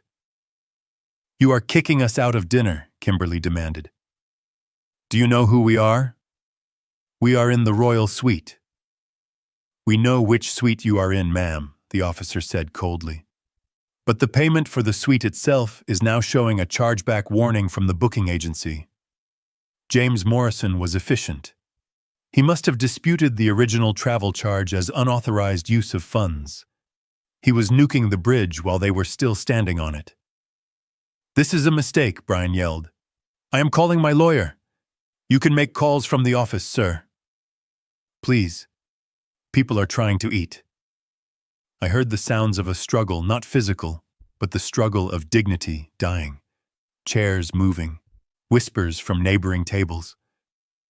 Look at them, a woman's voice drifted in from the background. Grifters. I knew that watch was too big for his wrist. The walk of shame. I closed my eyes and pictured it. Kimberly in my dress, the dress with the bug marching past the buffet line flanked by security guards. Brian trailing behind, furiously tapping on his dead phone. Susan and Bob, heads down their free vacation, turning into a hostage situation. The audio feed shifted. They were walking down a corridor. The ambient noise changed to the quiet hum of the ship's administrative deck. A door opened and closed.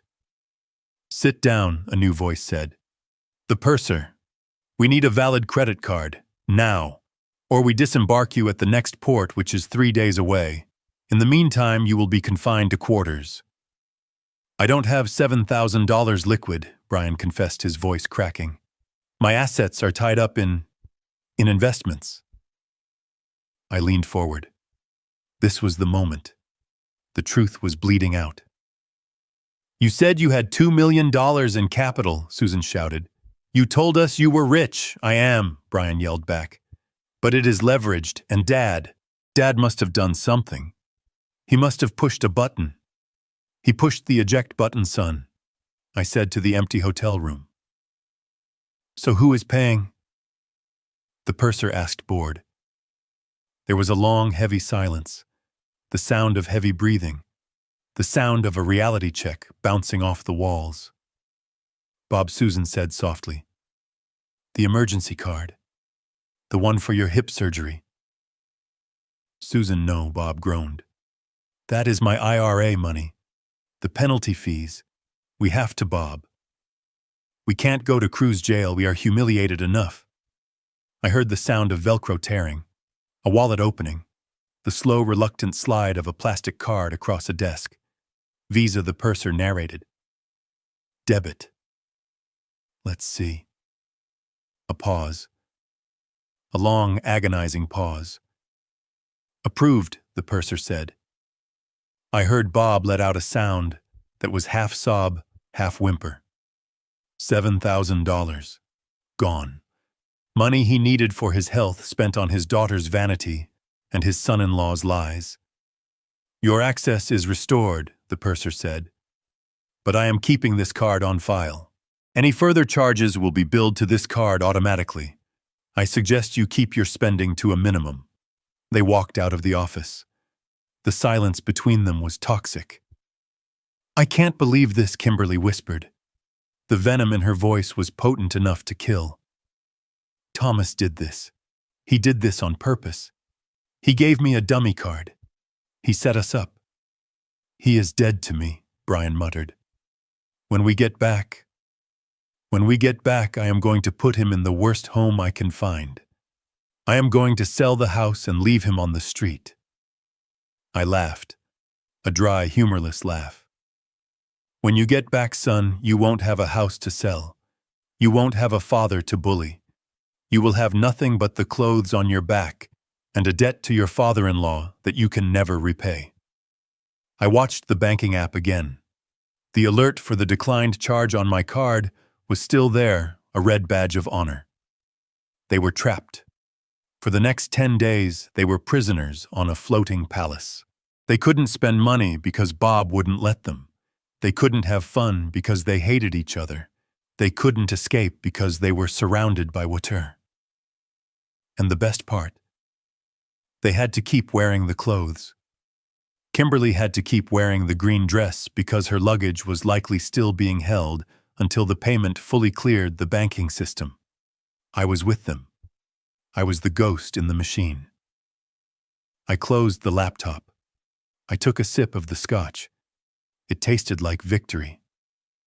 But the night wasn't over. Brian would check his email soon. He would check his messages. And there, waiting for him like a digital viper, was the notification from James Morrison. The forced sale. The demand for repayment. The eviction notice. The shock on the ocean was just the appetizer. The main course was waiting in his inbox. I picked up my phone and sent a text to James. Phase 1 complete. They are solvent but bleeding. Bob paid the bill. Proceed with the electronic service of the court documents. Send it now. I wanted Brian to read the lawsuit while he was lying in his bunk staring at the ceiling, wondering how his life had imploded in 12 hours. I leaned back in the chair. The ocean air was cool. I slept better that night than I had in 3 years. The silence in the hotel room wasn't lonely. It was peaceful. It was the silence of a problem solved. The notification I had been waiting for arrived at 2:14 in the morning ship time. I was sitting on my hotel balcony, the ocean breeze cooling my face, watching the digital dashboard on my laptop. The little green light indicating the listening device was active flickered steadily. They were in the royal suite. I could hear the hum of the ship's engines and the sound of Brian pacing the floor. The carpet in that suite is thick wool, but his footsteps were heavy enough to register. He was anxious. The humiliation at dinner had stripped away his composure. Then the ping. It was the sound of a priority one email hitting Brian's phone. I heard him stop pacing. I heard the rustle of fabric as he reached into his pocket. "What now?" Kimberly groaned from the bed. Her voice was muffled, likely by a pillow. She sounded hungover and angry. Brian didn't answer immediately. There was a silence that stretched for 10 seconds, then 20. It was the silence of a man reading his own obituary. "Oh my God," Brian whispered. The words came out like air escaping a punctured tire. What Kimberly snapped. "Did the bank fix the card?" Brian started to laugh. It wasn't a happy laugh. It was the high-pitched, hysterical giggle of someone whose mind has just snapped under pressure. "Fix the card." "No, Kim. They didn't fix the card. They fixed everything." He began to read aloud. His voice trembled, skipping over legal jargon, hitting the hard numbers like they were physical blows. "Notice of partition action regarding the property at 42 Oakwood Lane. Be advised that the majority owner, Thomas Miller, has liquidated his 51% interest in the property to Apex Commercial Development. Apex intends to file for immediate forced sale of the asset to recover capital. Notice of eviction has been posted. You have 72 hours to vacate the premises upon return." "What does that mean?" Kimberly screeched. I heard the bedsheets rustle as she sat up. "He can't sell our house. It is not our house, Kimberly." Brian yelled. "He owns 51%. We never signed the transfer papers. We were too busy buying curtains and planning parties to sign the damn papers. He sold it. He sold the ground out from under us." "There is more." Brian continued, his voice rising in panic. "Demand for repayment of informal loans. The car. The wedding. The Paris trip. He has reclassified everything as demand notes. He is suing us for $2.5 million, Kim. He froze the business accounts. He contacted the lenders. My line of credit is gone." Kimberly was silent for a moment. Then she asked the question that revealed her true priority. "What about the shop shares, the remaining equity? You said we could sell that to pay Kyle's bookie. You said that was our safety net." Brian was typing furiously on his phone now. I could hear the haptic feedback clicks through the bug. He was trying to log into the brokerage account. "I am checking," he muttered. "I am checking right now. Come on, load, you piece of junk." Then a sound I will never forget. The sound of a phone being thrown across the room and hitting the wall with a sickening crack. "It is gone," Brian screamed. "It is all gone." "What do you mean gone?" "He moved it. He moved the assets. The account balance is zero." "Zero, Kimberly." "There is a note here from the transfer agent. All holdings in Miller Precision Mechanics have been irrevocably transferred to the Martha Miller Charitable Trust." The Martha Miller Charitable Trust. I smiled into the darkness. I had set that up yesterday afternoon. The money wasn't just moved. It was locked in a fortress of philanthropy. It would build schools. It would fund scholarships. It would do 1,000 good things. But it would never, ever pay for a gambling debt or a designer handbag. "That is $3.8 million, Kimberly screamed. "That was our money. That was our inheritance. He can't just give it away to charity. He is mentally incompetent. We have the papers." "We don't have anything," Brian roared back. "Don't you get it? He played us. He isn't senile. He isn't confused. He is 5 steps ahead of us. He knew about the petition. He knew about the home. He knew everything." The room went quiet, but it was a violent silence. The kind of silence that precedes an explosion. "This is your fault," Kimberly hissed. Her voice was low, venomous. "You told me he was a clueless old man. You told me he was an ATM. You said you had handled him." "I did handle him," Brian shouted. "Until you decided to ban him from the trip, until you sent that text message. You had to have your private family vacation. You had to have your vibe. Well, congratulations, Kim. You got your vibe. Are you happy now?" Don't you dare blame this on me, she shrieked. You are the failure. You are the one who couldn't run a business without Daddy's help. You are the one who borrowed $2 million from loan sharks to pretend you were a big shot. I borrowed that money for you, Brian yelled. For your house in the Palisades, for your jewelry, for your brother's debts. I destroyed my life trying to keep you happy, and it is never enough. My brother is going to be killed, Brian. Kimberly was sobbing now, ugly gasping sounds. If we don't pay that $50,000, they are going to kill him, and we have nothing. We are stuck on this boat with no money and no home to go back to. Ask your parents, Brian spat. They are in the next cabin. Ask Bob. He just paid for dinner. Maybe he has a spare 50 grand in his retirement fund. My father is a retired school teacher. He doesn't have that kind of money. You were supposed to be the rich husband. You were supposed to provide. I am broke because of you, Brian screamed. And now my father hates me. He evicted us, Kim. Do you understand? We are homeless. When we get off this ship, we have nowhere to go. The locks will be changed. Our stuff is probably on the curb right now. I took a sip of my water. He was wrong about that. Their stuff wasn't on the curb. Their stuff, the cheap stuff, was still in the house waiting for the developers to bulldoze it. My stuff was safe. The argument on the ship devolved into incoherent screaming. I heard things crashing. Lamps, glasses. They were tearing the room apart just as they had torn apart my life. I hate you, Kimberly screamed. I should have married Jason. At least he had a trust fund that wasn't controlled by a vindictive psychopath. Go ahead, Brian yelled. Swim back and marry him. I am done. I am done with you. I am done with your leech of a brother. I am done with your mother looking at me like I am a disappointment. You are a disappointment.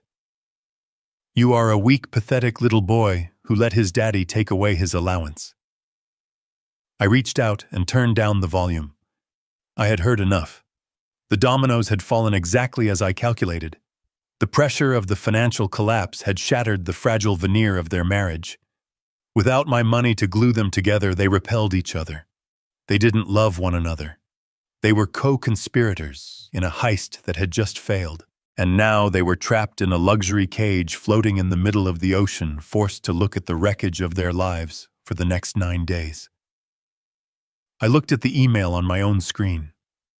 It was a copy of the notification James had sent. It was a masterpiece of legal destruction. It was the end of Brian Miller, the spoiled heir, and the beginning of Brian Miller, the defendant. My phone rang. It was Brian. He was calling me. Not Kimberly. Not his lawyer. Me. I stared at the screen. The name Sun flashed in white letters against the black background. I let it ring 3 times.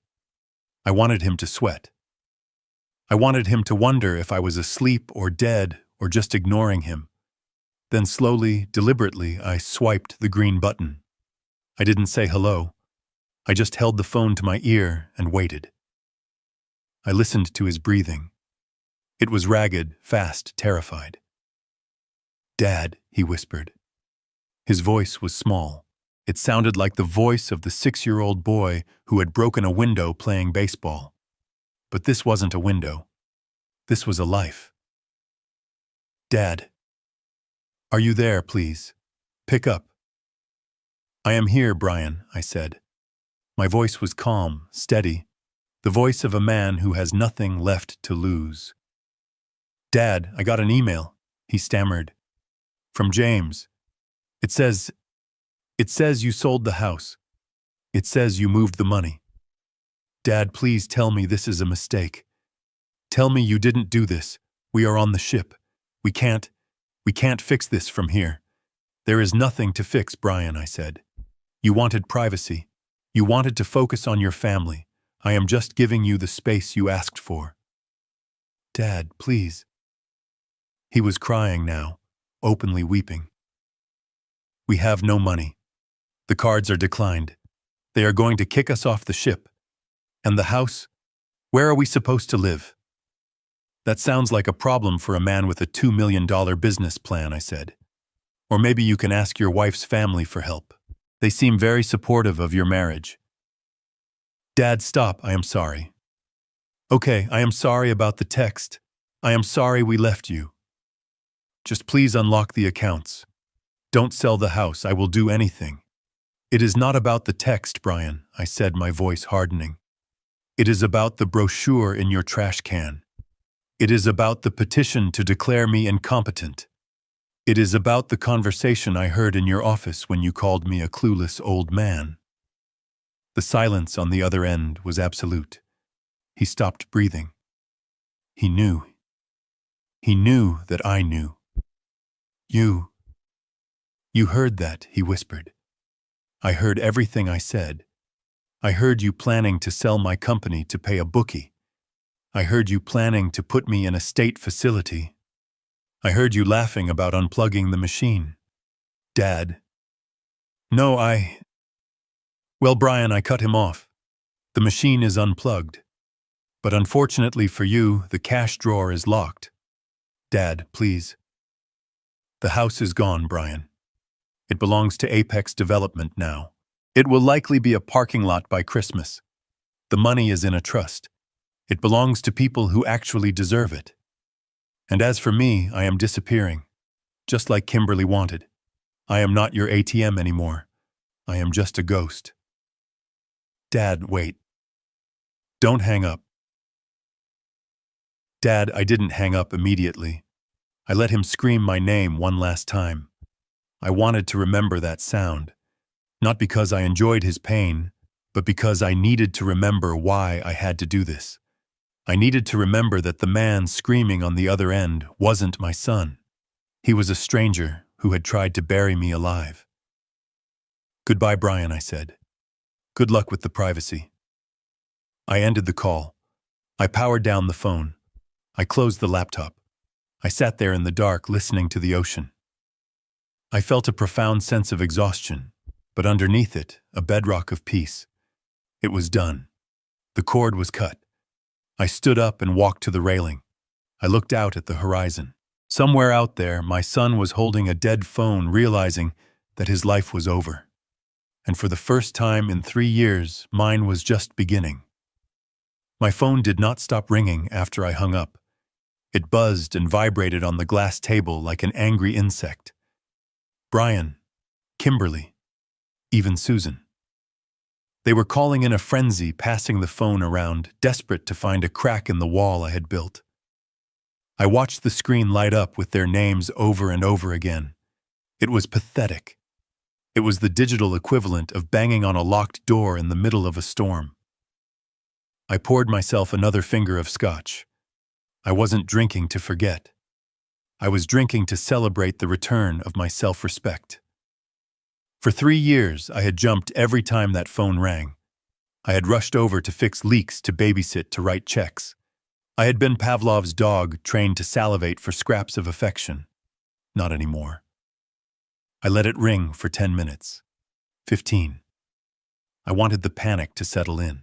I wanted them to have time to look at each other in that cramped ship cabin and realize that there was no way out. I wanted them to feel the full weight of the ocean surrounding them. Finally, at 2:45 in the morning ship time, the phone rang again.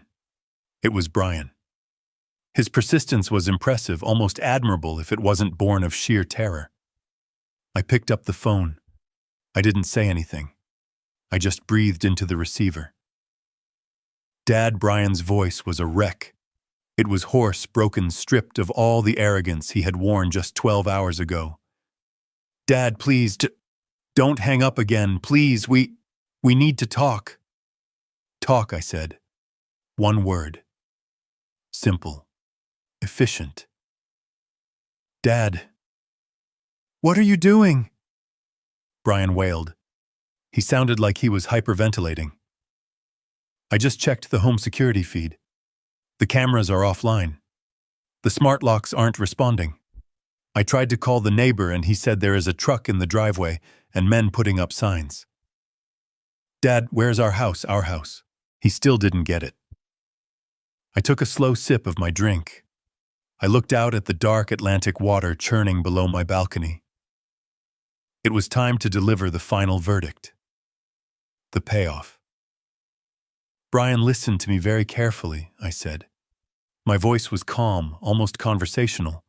It was the tone of a man explaining the laws of physics. You asked for this. You and Kimberly made a very specific request. What request? Brian sobbed. We just wanted a vacation, no. I corrected him. You wanted privacy. You wanted me out of the picture. You sent me a text message saying you wanted just family. You wanted space to focus on your marriage without the old man hovering around. Dad, that was just... So I continued cutting him off, as Kimberly requested. I have disappeared. I have removed myself completely, so you kids could have your private space. I cleaned out my room. I cleaned out the garage. I removed every trace of my existence from that property. But the locks, Brian screamed. The signs. What did you do? I sold my interest, Brian. I sold my 51% stake to Apex Commercial Development. They are a very aggressive firm. They don't want a residential tenant. That house is now the site office for a construction group. They are going to use it as a headquarters while they rezone the block for a strip mall. Silence. The kind of silence that rings in your ears. A strip mall, Brian whispered. Yes, I said. They start demolition on the interior Tuesday morning. Your furniture, the stuff the movers didn't take, will likely be put out on the curb. I suggest you call a friend to pick it up, although I don't think you have many friends left after borrowing money from half the town. Dad. You can't do this, Brian pleaded. We have nowhere to go. When we get back, we will be homeless. We have no money. We have debt. We have a baby on the way. No, wait, we don't even have that. We have nothing. You have your privacy, I reminded him. And you have each other. Isn't that what you wanted? To save your marriage? Well, now you have a real challenge to bond over. Survival. Dad, please, I am begging you, help us. Just this once, I leaned forward in my chair. This was it. The line I had been waiting to deliver since I found that brochure in the trash can. I am helping you, Brian. I am teaching you a lesson about consequences. And as for your living situation, I paused for effect. Good luck finding a new place better than the nursing home you planned for me. I heard a gasp on the other end. It wasn't Brian. It was Kimberly. She was listening. You knew about the golden horizon, she whispered. Her voice was trembling. I found the brochure, Kimberly, I said coldly. I found the emails. I found the petition. Aggressive dementia. That is what you called it. You were going to lock me away in a state facility and feed me slop so you could steal my life's work. No, Thomas, we were exploring options. She lied, desperate and pathetic. I explored my options too, I said. And I chose the option where I keep my money and you lose your house. It seemed like a fair trade. Dad, Brian yelled. We are sorry. We won't do it. We swear. It is too late for swearing, Brian. The papers are signed. The money is moved. The house is gone. You tried to bury me, but you forgot one thing. I am the one holding the shovel. I moved the phone away from my ear. I could hear them both screaming now, a cacophony of regret and panic. They were blaming each other. They were begging God. They were realizing that the ATM was not only broken, but it had just eaten their card. I have one piece of advice for you, I said, bringing the phone back. Enjoy the buffet. Eat as much as you can. Because when you step off that ship in 10 days, the real hunger begins. I didn't wait for a response. I pressed the red button. Then I did the one thing that makes a breakup final. I opened the settings menu. I scrolled down to Brian's contact. Block caller. I did the same for Kimberly, for Susan, for Bob. I set the phone down on the table. It was over. The silence returned to the hotel room, but this time it wasn't heavy. It was light. It was clean. I looked at the laptop screen one last time. The bug was still recording. I could hear them sobbing in the cabin. I could hear Susan yelling at Bob for paying the bill. I could hear the disintegration of a family that never really existed in the first place. I reached out and closed the laptop. I didn't need to listen anymore. I knew how the story ended. I stood up and walked to the railing of the balcony. The ocean was black and vast, stretching out to the horizon. It was terrifying to some, but to me, it looked like freedom. I was 70 years old. I had $4 million in the bank. I had my health. And for the first time in my life, I had no obligations to anyone but myself. I thought about Martha. I thought about how she would have reacted. She would have cried for Brian, certainly. She was a mother. But she was also a woman who believed in justice. She would have stood by me. She would have understood that you cannot save someone who is trying to drown you. I raised my glass of scotch to the moon. To privacy, I said aloud. I drank the scotch. It burned, then settled warm in my chest. I went back inside and lay down on the crisp hotel sheets. Tomorrow I would wake up when I wanted. I would eat a steak for breakfast if I felt like it. I would call a travel agent and book a trip. Not a cruise. Maybe a safari. Maybe a trip to Japan to see the high-speed trains. Something precise. Something efficient. My son was on a ship to nowhere. I was on solid ground. I closed my eyes and fell into a deep, dreamless sleep. The kind of sleep you only get when the job is done right. The kind of sleep you earn. Is this the payback they deserved? Hit. Like if you found this satisfying. 10 days later, the Sea Sovereign docked back at the port. I wasn't there to greet them. I was 1,000 miles away, sitting on a balcony in Sarasota, Florida, drinking freshly brewed coffee and watching the sun glint off the Gulf of Mexico. But thanks to James Morrison, who had hired a private videographer to document the eviction process for legal security, I saw exactly what happened when the prodigal family returned to 42 Oakwood Lane. The footage was grainy, taken from a parked car across the street, but it was high definition enough to see the exhaustion etched into their faces. They arrived in a yellow taxi, not a luxury car service. They looked haggard. Kimberly's hair was frizzy, stripped of its usual salon sheen. Brian wore the same linen shirt he had boarded with, now wrinkled and stained. Susan and Bob looked like they had aged 10 years in 10 days. Kyle was nowhere to be seen, likely having abandoned ship the moment they docked to escape the tension. They stood on the sidewalk, surrounded by their expensive luggage, staring at the house. Or rather, what was left of it. The manicured lawn was gone, churned up by heavy machinery. A massive dumpster sat in the driveway, filled with the debris of their renovations. The custom cabinets Kimberly loved were splintered wood sticking out of the top. The imported tile was dust. And right across the front door, the door I had taped the notice to, was a sheet of plywood spray painted with the words, Apex Commercial Development. Demolition Zone. Keep out. I watched Brian walk up the driveway. He moved like a sleepwalker. He tried to punch the code into the garage keypad. Nothing happened. The power had been cut. He went to the front door and tried his key. It didn't fit. I had changed the cylinders myself before I left. He started pounding on the plywood. "Open up!" he screamed. His voice was thin, desperate. "This is my house. I live here." A man in a hard hat walked out from the side of the house. It was the site foreman.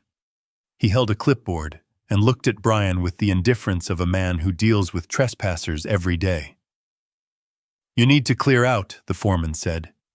"This is a construction site. Liability hazard." "I live here," Brian yelled, pointing at the boarded-up window. "My stuff is in there." "Your stuff is at the city dump, buddy," the foreman said, checking his clipboard. "We cleared the interior 48 hours ago per the owner's instructions. Anything not claimed by Friday noon was designated as refuse. We gave you notice?" "Notice," Kimberly shrieked, running up the driveway. "We were on a boat. We didn't have phone service. You threw away my clothes, my furniture." The foreman shrugged. "Take it up with the previous owner. Now move your bags before I call the cops." We have a bulldozer coming in at 2 o'clock. Kimberly collapsed onto one of her Louis Vuitton suitcases. She put her head in her hands and started to sob. It wasn't the fake crying she used to manipulate me. This was the real ugly sound of someone realizing they have hit absolute rock bottom.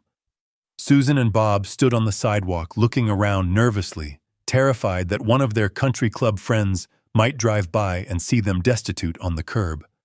But the worst was yet to come. As Brian stood there arguing with the foreman, a black sedan pulled up behind their taxi. 2 men in cheap suits got out. They weren't lawyers. They were detectives from the fraud division. I had authorized James to hand over the files on the business loans, the $2 million Brian had borrowed using fraudulent collateral. The forged signatures on the loan applications. It wasn't just a civil matter anymore. It was criminal fraud. Mr. Miller, one of the detectives, asked, flashing a badge. Brian Miller. Brian turned around. He looked at the badge. He looked at the house. He looked at his wife, who was too busy crying over her lost wardrobe to notice her husband was about to be handcuffed. Yes, Brian said. We need you to come with us, the detective said. We have some questions regarding a series of business loans taken out in the name of Miller Future Ventures and some irregularities regarding the collateral signatures of Thomas Miller. I didn't do anything, Brian stammered, backing up against the dumpster. It was a misunderstanding. My father, he will clear this up. Your father is the one who filed the complaint, the detective said, pulling out a pair of handcuffs. Turn around, please.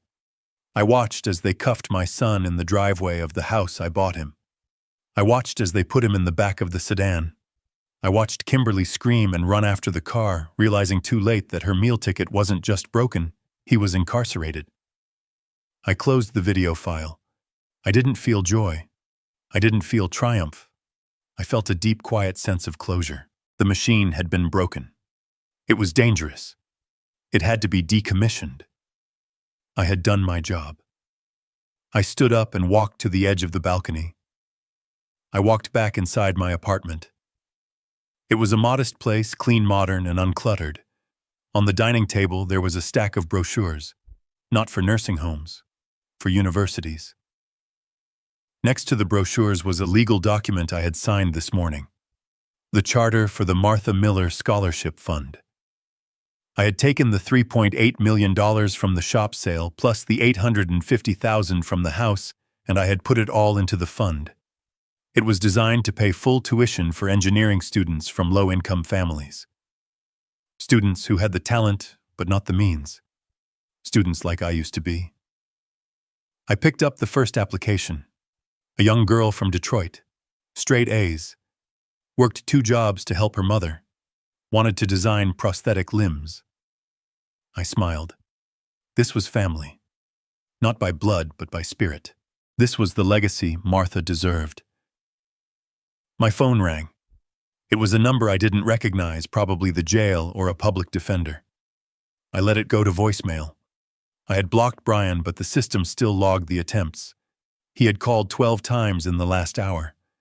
I didn't need to talk to him. There was nothing left to say. He had made his choices. He had chosen greed over loyalty. He had chosen appearance over substance. And now he was paying the bill. I walked into the kitchen and poured another cup of coffee. I looked at the calendar on the wall. Tomorrow I had a meeting with the dean of the local university to present the first check. Afterward, I was going fishing. Real fishing. On a boat I chartered for myself with a captain who didn't care about my net worth, only about whether the fish were biting. I took the photo of Martha out of my pocket and placed it on the counter. We did it, Martha, I whispered. We cleaned up the mess. I thought about Brian sitting in a holding cell, wondering where it all went wrong. He probably still blamed me. He probably told himself I was a cruel tyrant who punished him for no reason. He would never understand that I didn't punish him. I simply stopped protecting him from the consequences of his own actions. I took a sip of coffee. It was rich and dark, just the way I liked it. Life always has a price, Brian, I said to the silent room. You tried to steal it for free, but the invoice always comes due eventually. I walked back out to the balcony.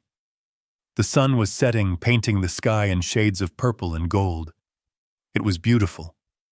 It was peaceful. It was mine. I was Thomas Miller. I was alone, but I was free. And for the first time in a long time, I was looking forward to tomorrow. Parental love is unconditional, but financial support should never be. The most painful lesson I learned wasn't in a machine shop, but in my own home by blindly shielding my son from reality. I wasn't helping him. I was crippling his character. A parent's duty isn't to be an eternal ATM, but to raise adults capable of standing on their own 2 feet. Setting boundaries against disrespect is not cruelty. It is the highest form of self-respect. Never let anyone, not even your own flesh and blood, mistake your kindness for weakness. Dignity has no expiration date. Do you think I went too far, or was this the exact wake-up call Brian and Kimberly needed? If you believe that respect must be mutual and actions have consequences, hit that like button and subscribe right now. Share this story with someone who needs to hear it. Let me know in the comments, justice served or too harsh.